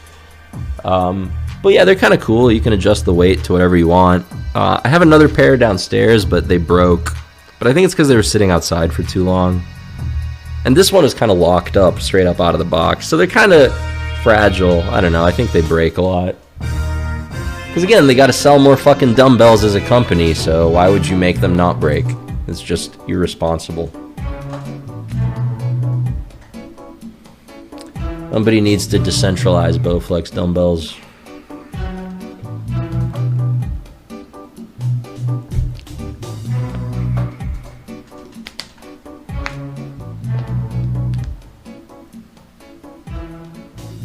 Where's the decorative guitar? It's in the other room, man.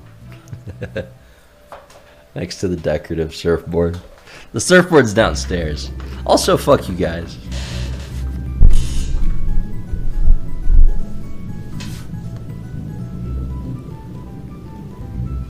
One to 10, what would you say the learning curve of your game is? 3.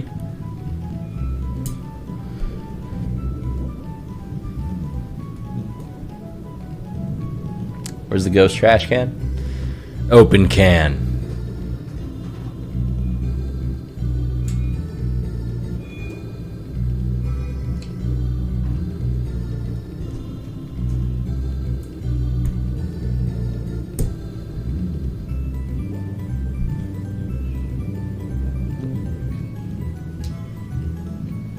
I still remember that guy who made the parody video of you with Crip and his strippers. That was the best Hearthstone video I think ever made by anybody. That was like not just golden era Hearthstone, that was like golden era Twitch. Holy fucking shit. I gotta find that video. That's easily my like favorite video. That guy was so fucking talented.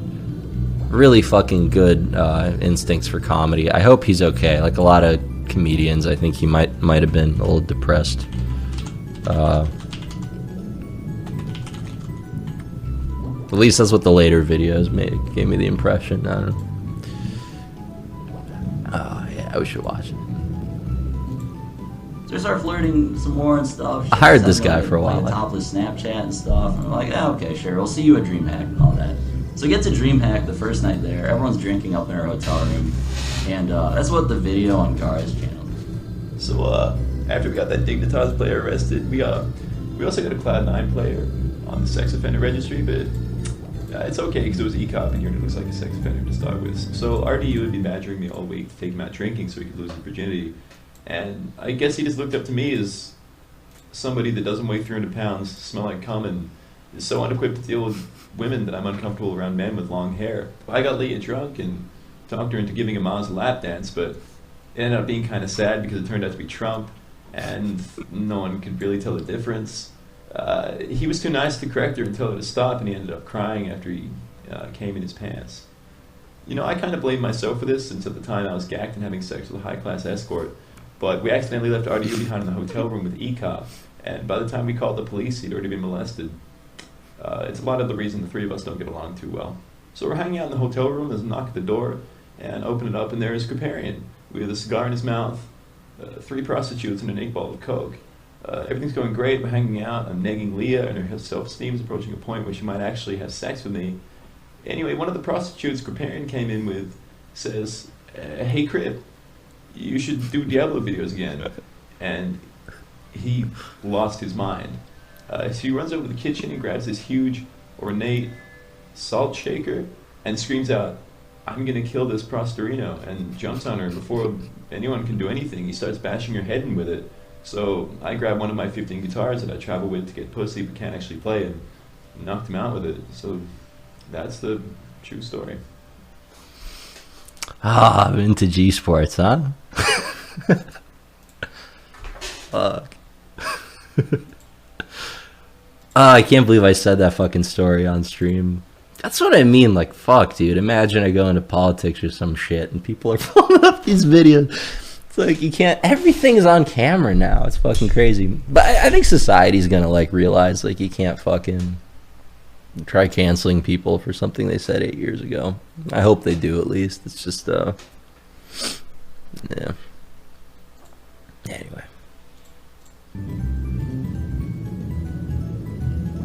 I'm not feeling this game song. I'm gonna fast forward just a little bit. There we go. This one's from Mischief Makers, whatever that is. Statute of limitations on canceling, exactly.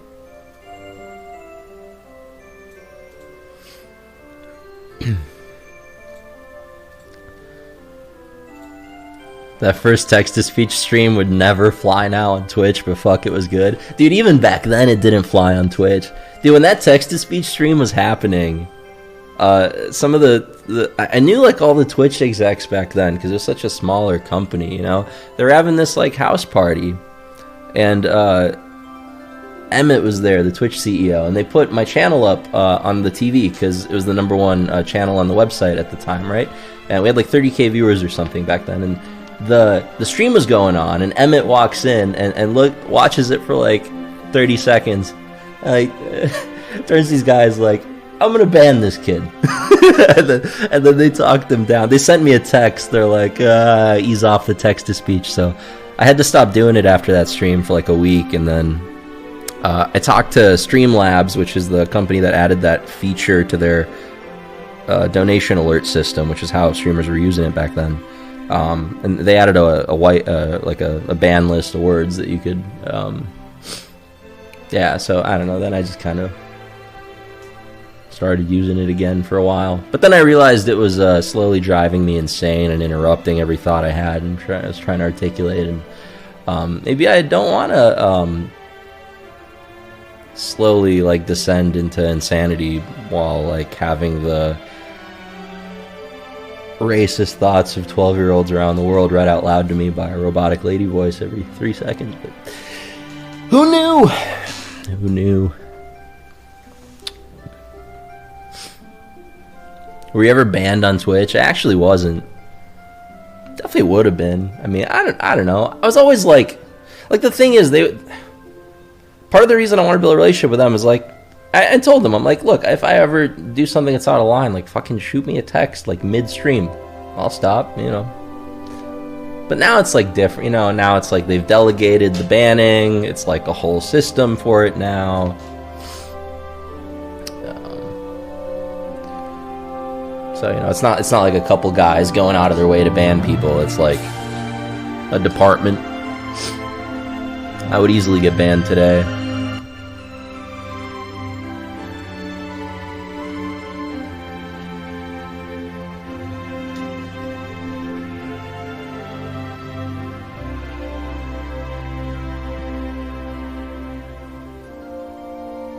Do you still think RDU cheated? No, I don't. But I also didn't think he cheated like a day after talking about it on stream, because I asked if he kept the hand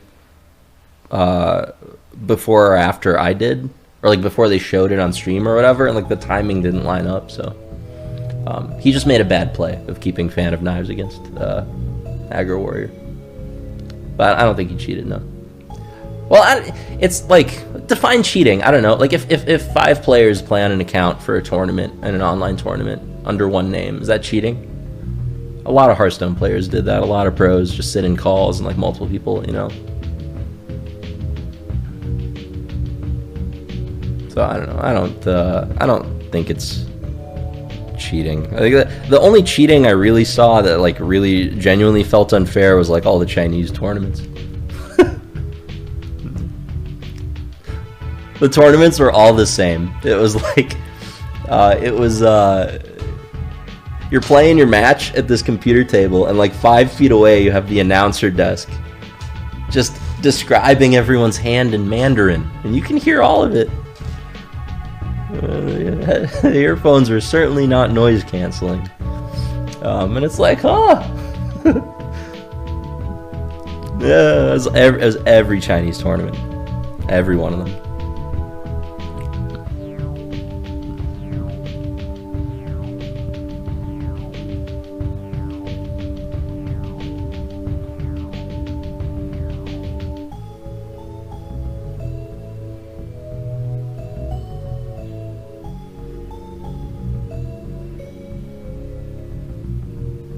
I didn't see the Rectful Tribute on place. That's cool that there is one.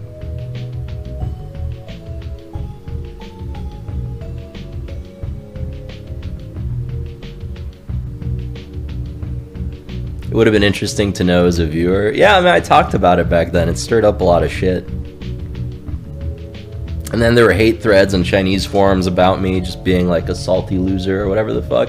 And then I remember the last time I complained about it, it was like the NA versus China tournament. I was on Team America with like Chalky and the player that was on TSM for a while. What was his name? The curly-haired guy. I feel like a dick. We hung out a lot. He's a super nice dude. No, not Calento. He's a newer pro. Anyway, whatever. We play this tournament. And I complain about the casters just like us hearing the casters, and I don't speak Mandarin. and yet the casters are like talking about my cards, and the other players can hear about my cards. And they did this. They played turn 2 Dirty Rat against Miracle Rogue with 4 Auctioneers, 4 Azure Drakes, 1 Edwin. Guess what the only creature in hand was on turn 2? Edwin, coincidentally. And I complained about this, and I got these fucking hate threads on these Chinese forums. And then one of the players we were competing against came out, and they're like, yeah, we could hear them. It's like, oh, they still fucking hate me, though, you know? It's like, yeah, that's the thing, like, you know, I've taken the unpopular stance a lot of times in my life, a lot of times. And I've been right more often than not. I'm not saying I don't make mistakes, but on issues that I feel strongly about, that are controversial, where I go against the grain, I feel like I stick to my values, and sometimes I get a lot of lashback.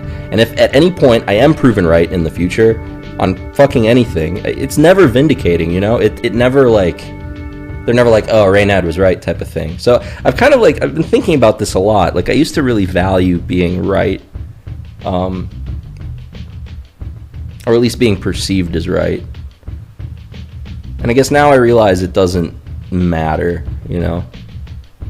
And this comes up in real life a lot. Like, fuck, man. Like yeah, even if you're a fucking investor, you know, it's like, yeah, crypto investors going on fundamentals that'll never touch Shiba, but it's like, yeah, do you want to be right or do you want to make money? And it's, I don't know. It's interesting how the world works.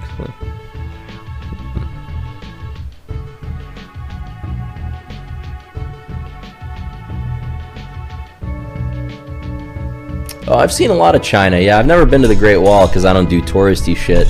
Actually, at that tournament, I wanted to go to Blizzard Land.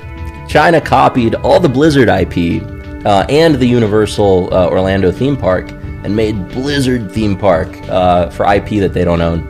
And it was only like an hour away from this tournament that we played, and I wanted to like see the Hearthstone characters and go on the rides and shit, and the WoW characters, whatever.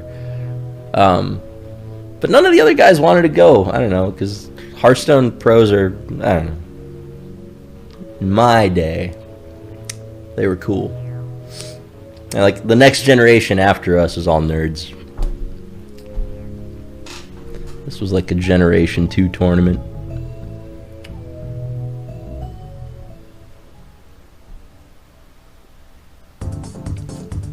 I'm a cool nerd.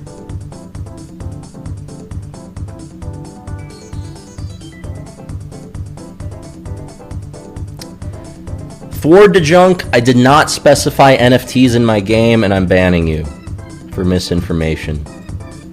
Fake news. We are not selling NFTs. I have never said anything about NFTs in the game. Web3 does not equal NFT. Shut the fuck up.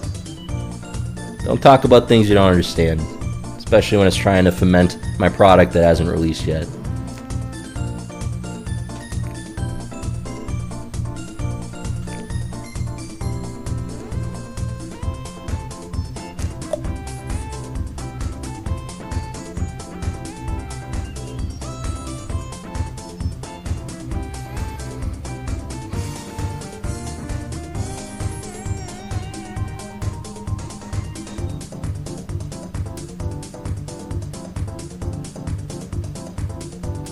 Why are you in a different room every 2 years you decide to stream? I'm just always bouncing around, you know? I was actually thinking about moving again. I mean, I love it here. It's comfortable. And moving's a bitch, so there's a lot of reason to not move. But yeah, I'm like, I don't really need to be in LA, you know? And a lot of our staff is in Seattle now, and I don't really need to be in Seattle either, to be honest. So yeah, I've been thinking a lot about, like, where should I be, and I don't fucking know.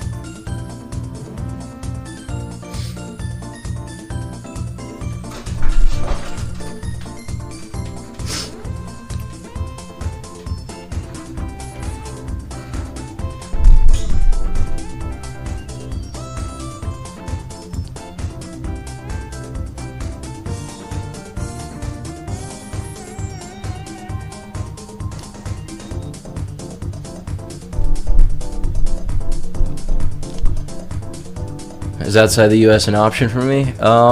Yeah.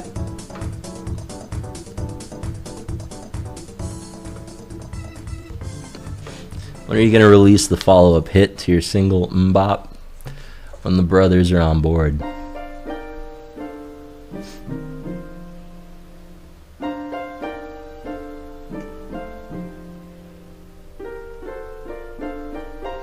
Fuck, man, I have a headache again. I'm sick of always having headaches. Just been the last couple days, I guess. I think it's because I'm sick. I don't know how I caught it.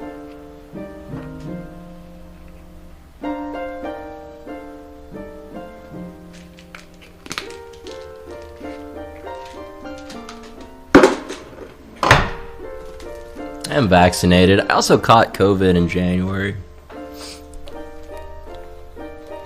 I'm pretty sure it's definitely. I mean, it's sinus symptoms more than anything. That's why it's not COVID. Stop taking caffeine. Ah, good point. Wait, well, no, I did have coffee this morning. Probably should stop.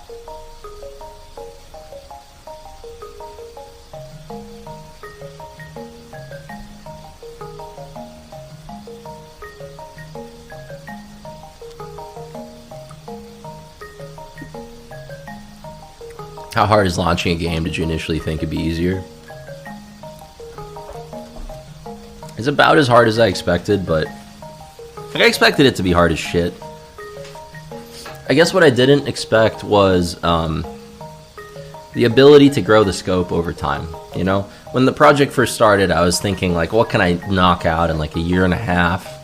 Make like a PvP drafting game, because I thought that's like was the next evolution of card games. We built that prototype before Slay the Spire even came out. I was playing games against Jeff with our deck builder, and Slay the Spire came out and like blew up, and suddenly it was like a market, and then we kept developing the game, and Auto Battlers came out. But like really what happened is like we kept making the game, and it started really rough around the edges, and it kept looking better and getting better, and I kept talking to investors along the way, and you know, most of them weren't really willing to get on board early. Some were. Some really good backers, you know, folks like Galaxy, really did great things for us, and I'm really grateful for their support and help. But yeah, like basically the part I didn't expect is that like I thought I had this plan for a game, and then I would go make it, and it would be pretty hard to do, but I could do it. But instead, like I had this plan for a game, and then I made like most of it. And then I realized, you know, some parts could be better, so we fixed those parts. And then we pushed that along further, and then it basically, like, the scope grew, I think, in a healthy way, in a constrained way, you know. Yeah, and then, you know, along the way, eventually, the tech demo got good enough that some really veteran, great talent got excited about joining the project, and then now we had the team, we had a product, then I could go fundraise a lot more, like a substantive amount. And like, yeah, if you have a proper war chest like we do now, then like, yeah, let's fucking get after it, you know? Let's fucking outcompete every fucking studio in the world, in this genre at least, for this game. And, you know, that's not a year and a half project anymore at that point. That's like, you know, it's like, oops, where did the second half of my 20s go? But no, I would do it again. You know, I'm really, I think it's creatively fulfilling. Yeah, I don't know. I like the business.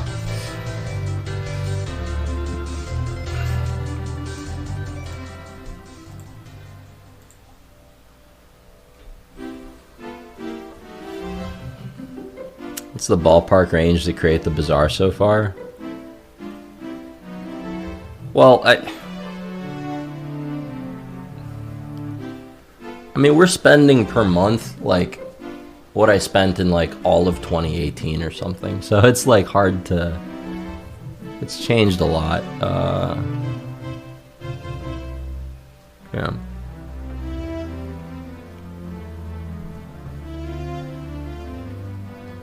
I don't know. Off the top of my head, I'm too lazy to do the math.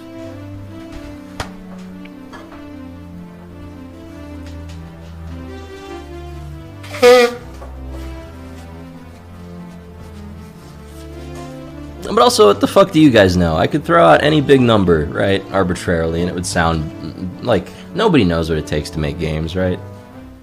Man, I remember our Kickstarter, we asked for like $150,000 to make the game, and I got comments saying, $150,000? You really think you're gonna need that much money to make a game? Pfft, you could do this with 2 guys and $50K easy. What's Reynad gonna do with the other 100? Spend it on parties with his friends? Like, that was literally a fucking comment. And like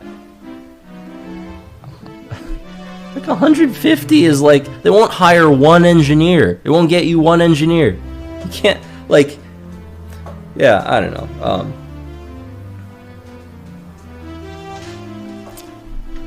I don't know, I think you make a great game with like, I think you can make a great game with one dude and no funding. And there's been plenty of examples of that. Really talented, driven people. And what I'm trying to do is like larger scope. I'm not trying to make a game, I'm trying to make intellectual property. So we could do animated series and shows off of it, and merch and theme parks and all this shit. And the game itself is competing with more polished, more expensive products head on. I'm not like throwing this on Steam hoping it does a little better than we expect it to, as like a better Slay the Spire or whatever. It's like, no, I want to like get after it, and I want to like embarrass Ubisoft, you know, and Blizzard and all these fucking, show them how games should be made. And that's like a different, I don't know, it's just expensive. It's a bigger, like, yeah, I don't know.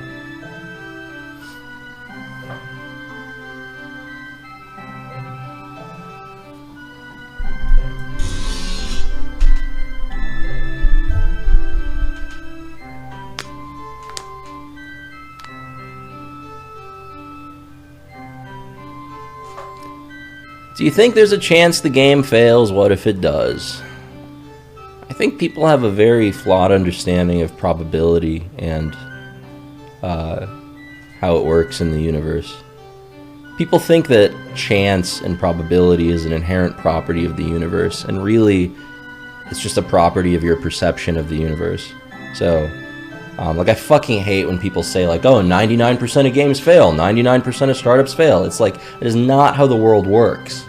It's like, even if statistically that is accurate, it is not an accurate portrayal of whether your product succeeds or not. It's not like there's a fucking die roll happening, and then if you high roll the 1%, you get there. No. League of Legends was going to be League of Legends 100% of the time.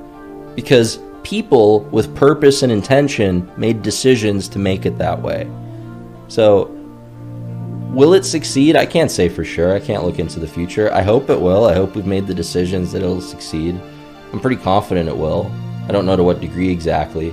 But if it doesn't, it wasn't like unlucky. It was like a byproduct of me making flawed decisions along the way, and that's on me. So, you know, I'll own that. But I'm pretty confident in my decisions.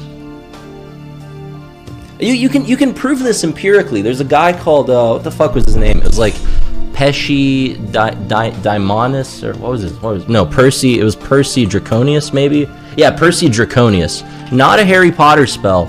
Brilliant mathematician, actually. He's given some lectures on this, but like, I'll give you one of his examples. You know, think about like flipping a coin. You know, when you flip a coin, I don't have a coin. I have a camera lens cap thing, but you know, it's like 50-50 which side it's gonna end up on, right? If I flip it 1,000 times, it's 50-50. But it's not actually 50-50. It's actually like you could build a machine that flips it with the same force at the same angle every time you push the button, and it will all, if it lands on heads, it'll land heads 1,000 times in a row, because the force being applied is the same 1,000 times in a row. And so it's like the universe is by and large deterministic, and probability is just like this calculation our brain does based on incomplete information to try to like make good guesses and make good decisions. So yeah, I really don't know. Luck is empirically a retarded concept.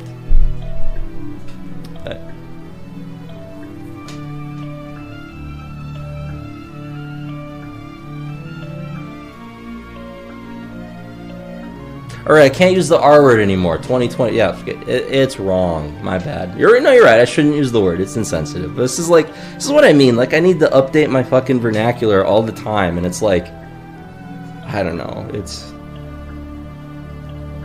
It annoys me because it's not based on my wanting to. It's based on like society's at large opinion of that word at the time, which like I'm not always up to date with. So no, you're right though. There's other words to use, and I use it because it used to get a laugh like 4 years ago, and now I still have that habit. It's like a way of doing emphasis, I guess.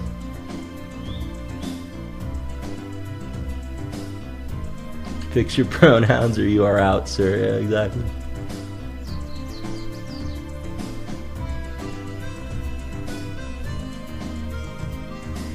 luck is what happens when preparation meets opportunity. I disagree. I think luck is the word that's used when a loser needs to rationalize his failure to attempt to fail. I don't know. Like it's like luck is the excuse people use to like justify why other people have done things that they can't. But the universe is deterministic. It's like their decisions are why they did what you can't. It's not. Yeah, I don't know. There's no cosmic dice being rolled that like. Yeah, I don't know.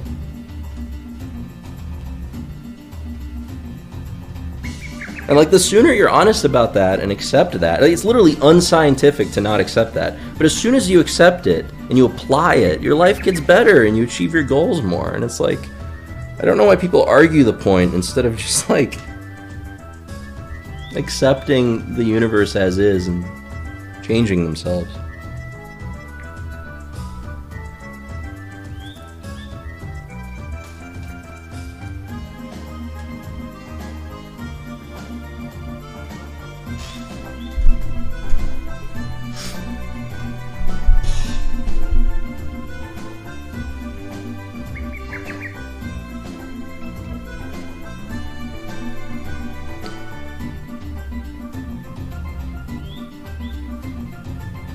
Because then you'd have to take responsibility for chosen actions, and that's spooky as shit. Yeah.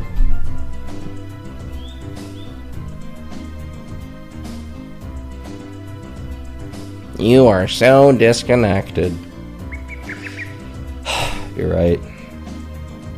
Time to wrap it up, boys. I'm washed. I know nothing about the world.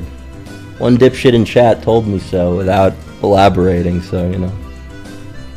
Time to pack it in.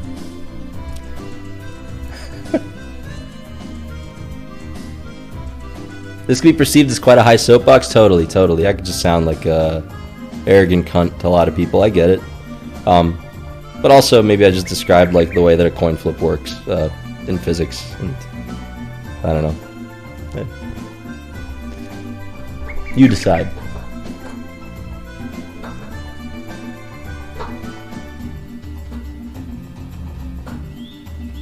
There's always an element of luck because you can't control 100% of the information, but that's not unlucky. It was like a failure to get that information. Like you always have the choice to get more information. It's not like yes, you can take, like yes, you can and do and should take risks in the face of uncertainty, but like the notion that like your fate is decided by chance is stupid, like measurably stupid and wrong.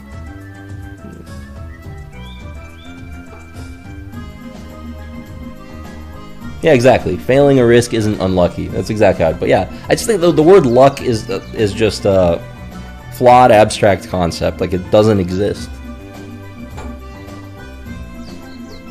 It's like a word people made, and it yeah.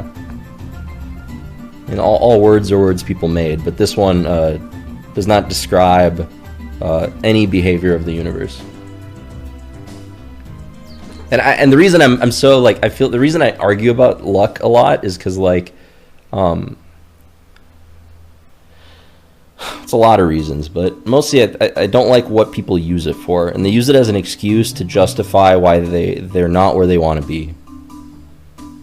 Other people are where I want to be because they got lucky and because they are where they are, and I'm a victim of circumstance, and that's luck. And this is like, it does nobody any good to think that way, least of all yourself, you know, and yeah.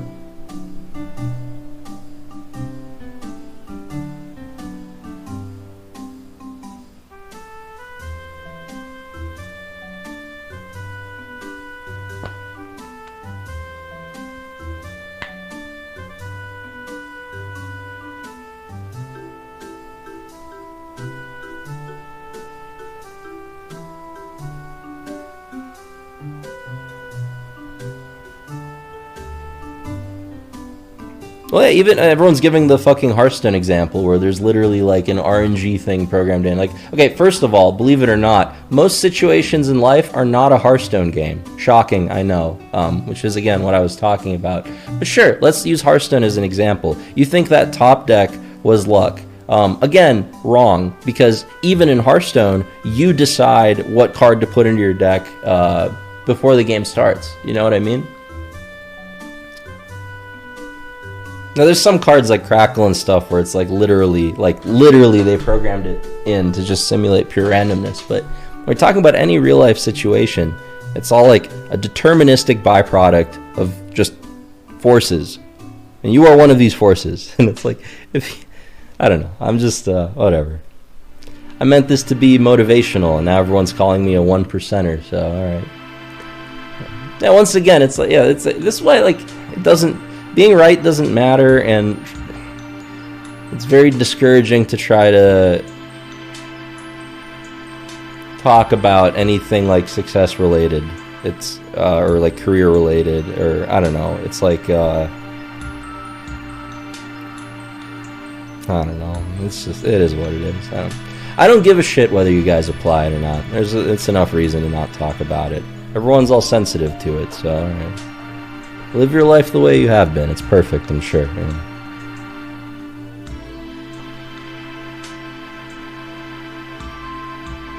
Is there no difference between winning the lottery or winning a chess match? There is a difference, but luck is not that difference. I didn't say that winning a chess match and a lottery are identical. I said that the notion of luck does not exist in the universe.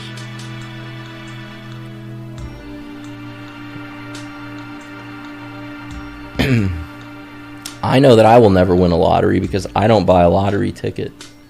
I don't complain about being unlucky because I didn't win the lottery.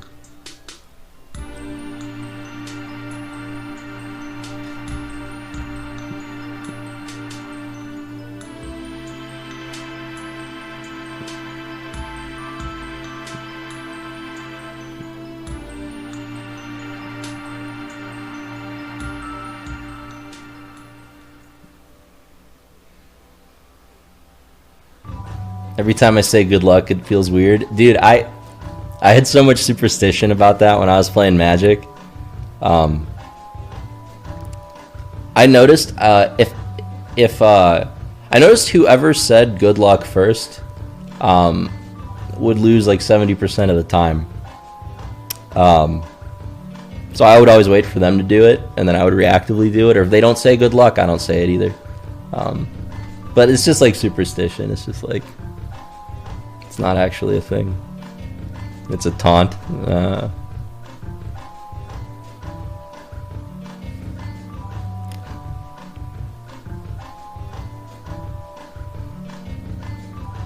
The question is if a concept can have value and utility technically. Totally. That's a fair point. Notions don't exist, period. And I guess my argument, the reason I'm so anti-luck is because I think that the concept of luck tends to have anti-value and anti-utility for the people using it. It's not just neutral. It's not just like something they're wrong about. It's a way of thinking that actively hurts them. And that's what worries. Or at the very least, it's like limiting their potential. So like if it doesn't serve you, why? You know? If it doesn't serve you and it's empirically like non-existent, like it's just rationalization. I'm taking their excuse away. Exactly. That's why people get so upset.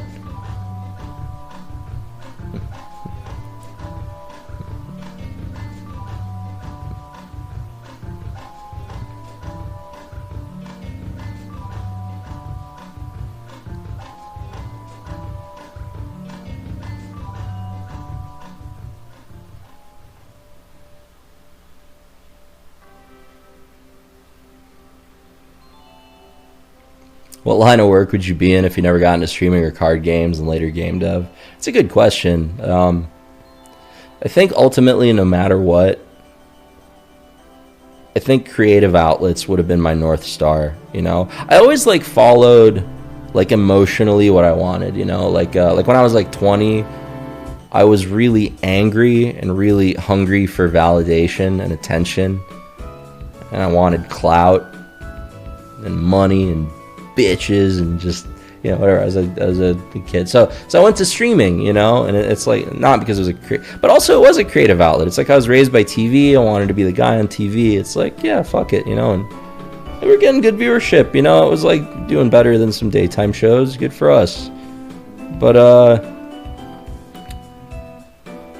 I don't know, like, I think if streaming didn't have the creative outlet part of it, like if it wasn't creative to some degree, I don't know that I ever would have done it, even if I got the same amount of money and the same amount of clout, if that makes sense. I mean, to be fair, I'm not even sure what creativity is. I've been thinking about that a lot. I know that I value it, and it's a type of thinking that I like. It's really hard to codify what it is. And I think there's room for creativity in almost everything. Like for me, I expressed it a lot in deck building and Magic, which is it's not even a mandatory part of the game. It's a part of the game a lot of people choose not to be creative in. Most people choose not to be creative in. So it's like, it's interesting. It's like a thing that comes out everywhere, but I don't know, like only in some, I don't know. Do you think React content is creative? Not usually. But, you know, I come from a bygone era of streaming before everyone was a lazy cunt.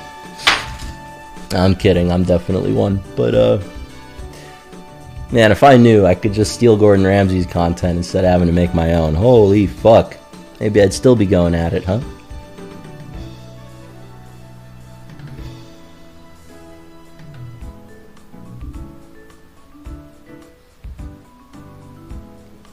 I'm taking away their excuse, that's why they get upset, or they're taking away my illusion of merit, and that's why I get upset. Exactly. That's what it is.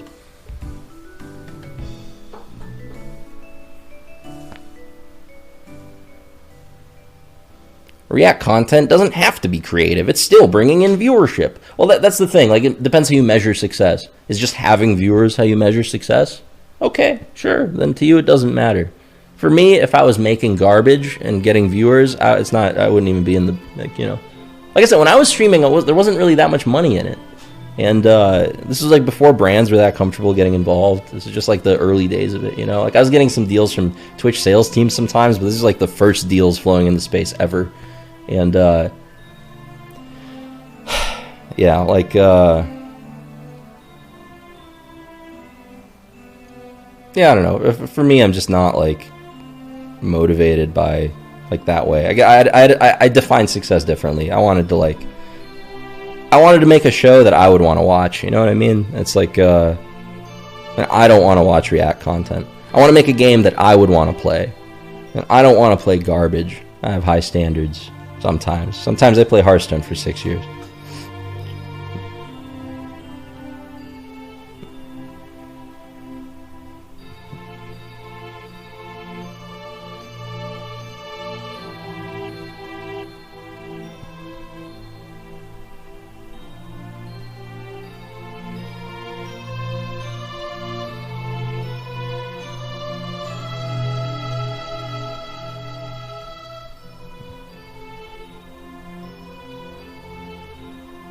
Do you miss Tempo Storm? Still running Tempo Storm. I don't miss it at all.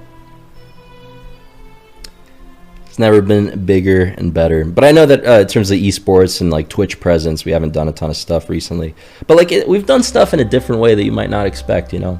I don't know if you guys saw Hive Mind. I know I keep bringing this show up, but like once in a while I bring it up. I'm really fucking proud of us for making that show. That is such a high complexity, cool, interactive, like. We made a fucking interactive game show, built a custom extension for it, built the UI for the thing around it, put the best talent on Twitch behind it, and it was like, it's a fucking banger. It's like a thing. Seasons and seasons and seasons, and it was awesome. And I want to do more stuff like that, yeah. So that's like, you know, our Twitch presence is like, yeah, we produce stuff. We do shows, we'll be doing a lot more of them, especially now that we're going to have really powerful IP as a foundation. Yeah.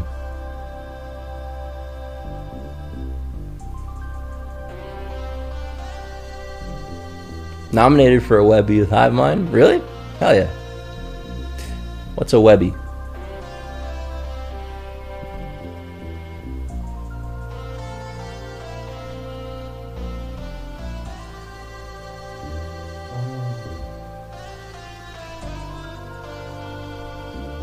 What do you think about the new UE5 demo? I only know the headlines. I haven't looked into it too deeply, but I remember hearing they fixed the lighting conditions, right? Or like something about lighting they made more dynamic, and it's like a big leap forward for game development. And honestly, I'm more excited about what it can do with animation studios. I think photorealistic graphics are pretty low priority. Like, they're just not going to move the needle at all for games personally. Like, yeah, it's cool if graphics get better over time, but I think it stopped mattering 10 years ago, 20, like maybe 20 years ago. It doesn't, like, the gameplay is what matters. And yeah, I forgot what question I was answering, sorry.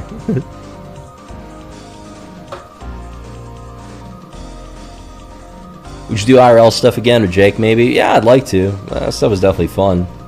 I'd be up for it. I kind of like just talking like this. I don't know. I think I could do pretty well like a podcast or something. I want to get like more discipline and more in the... Well, let's see long term if I can like continue to like not smoke weed all year or whatever, hopefully. And just I want to get like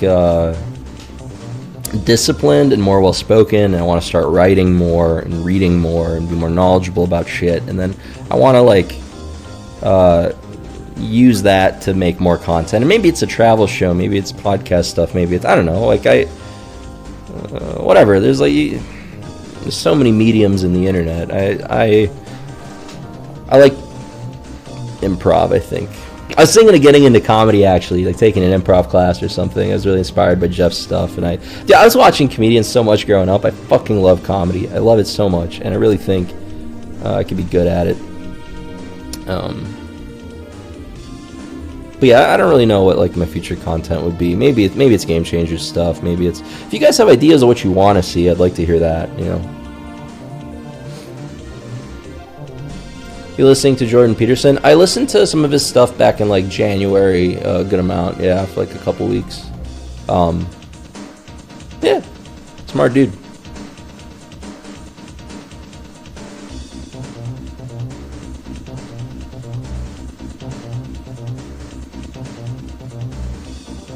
Did you ever get into the rabbit hole of nutrition and longevity? I mean, I remember reading an article about telomerase when I was in high school and how it made a worm live twice as long or something, and I was like, oh shit, elixir of life, I gotta start buying some of this shit. And then my friend told me this year, like, you can actually buy it, and it's not that expensive. And I haven't really looked into it more than that. There's some, like, famous influencer health guy who's like treats aging like a disease or something. He goes on all the podcasts. I forgot his name. I gotta listen to some of his stuff, see if there's anything of merit there. Probably a smart... I haven't looked into his stuff at all yet. I can't vouch yet, but I'm curious, so I'd like to... Peter H. Yeah, maybe. My friend linked me something about it a while ago. I forgot. Ever since Devin Nash left Twitch, has been a void of educational content.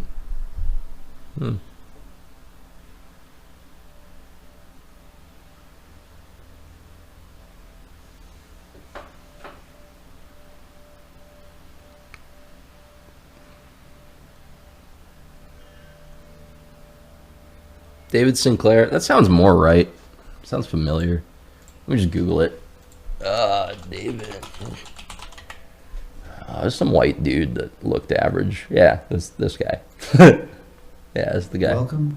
But I don't know if, you know, maybe he's full of shit. Maybe he's a genius. I have no idea. I haven't looked at his stuff yet. I'm curious, though. I'll check it out.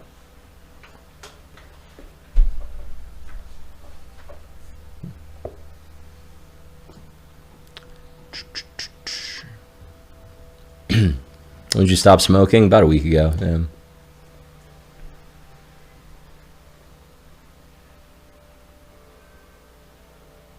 Love you forever, Reynad. Love you forever too, Echo Shreds. Thanks, man.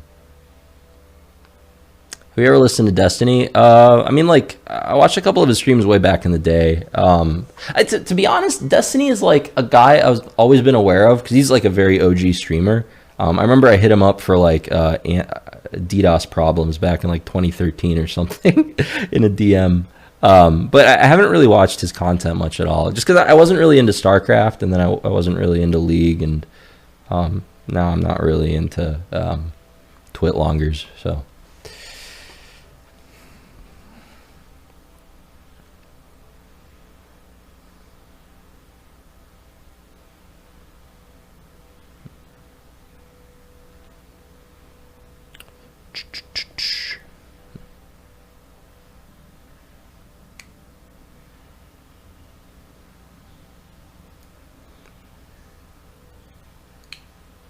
Oh, he got banned on Twitch. That sucks. Remember you and him talked about GME a while ago? Yeah, man, some fucking text came out, or Citadel was, telling them to get rid of the buy button. Fucking crazy shit. Crazy, crazy shit. I'm really glad the GameStop thing went down. Not just because it made a chunk of money for me, which I could invest in the game, but because, like, it really brought to light why the market's not free, and it really like galvanized me. You know, like I was interested in crypto. You know, I bought my first Bitcoin in like fucking 2012 or something. My friend was like super into mining and stuff back in the day, and he was getting me into it. It was Brady, if you guys remember. I streamed from his house on like that first week where I was somebody on Twitch, and I hope he's doing good. But yeah, I bought my first Bitcoin back then, and I've like always been aware of the blockchain stuff, but I didn't like, I knew what it was, but I didn't know why. And now I get the why, and it's real. Like, you can't go back once you get the why. Yeah.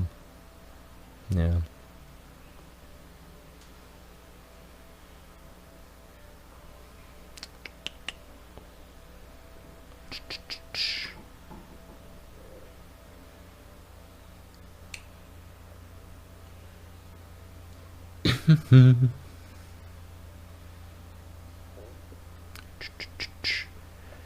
you elaborate why blockchain's better? It's decentralized.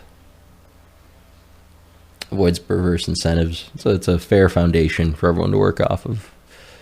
A purely democratized system is the freest that you can make a market.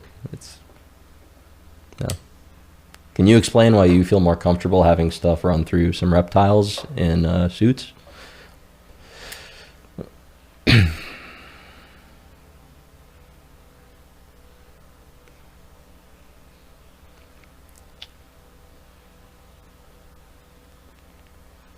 Venture capital already flooded crypto, so shrug. Venture capital also flooded esports. It's like Twitch. It's like you still watch those, so I don't know. Venture capital gets everywhere. It's kind of the nature of capital. It finds a way.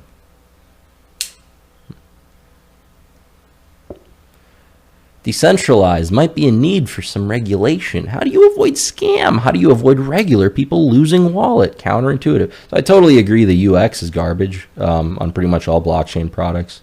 And because right now it's just techie trader types, like people that understand like trading and are technically literate. It's very niche. But yeah, this next step of evolution for Web3 stuff, I think, is definitely going to fix the UX issues, so it will be easier to use. But yeah, the regulation thing, it always boils down to this, like, who decides, you know? Like, there are so, like, they've just shown for hundreds of years, any government in the world, any government, it doesn't matter which one, they will use protecting you as a guise for taking away, like, liberties and like, over, like, time and again. It's always the same fucking excuse. My answer, I think personal accountability needs to be the answer. I don't know. Just, you have to be personally accountable for your own actions. And I think that the fact that like some people do bad things with cars does not make the notion of cars evil. It's illogical. You have to divorce the actions that people use the tool for with the tool itself. The accountability has to lie with the individual. So it's like, yeah, I don't know that governments should be protecting people from scams, because who decides what a scam is? And a lot of things that are labeled as protection are really just serving special interests. And 99 times out of 100, that's how it goes down, because that's Fucking, it's game theory. It's everyone acting in their own best interest. That's how it plays out. It's not an issue of like evil people doing evil things. It is a systemic issue of incentives being misaligned. Yeah, take drugs for example. Huh. Exactly.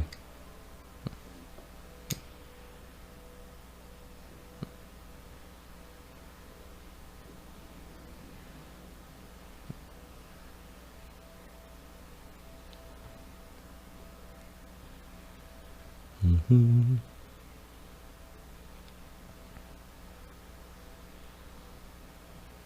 Oh shit, the music stopped. I should play some more game music maybe.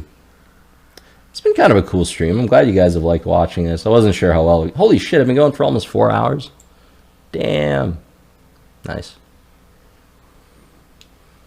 I'm pretty exhausted though, guys. I think I'm gonna turn off. It's been a good stream. I don't know. We talked about a bunch of shit. Got a little philosophical about stuff, maybe. And hey, I'm glad we did this because I realized that I'm gonna leave the VOD up and stop being a coward. So, and they're gonna try to cancel me, and it'll happen at some point. But yeah, fuck it. All right.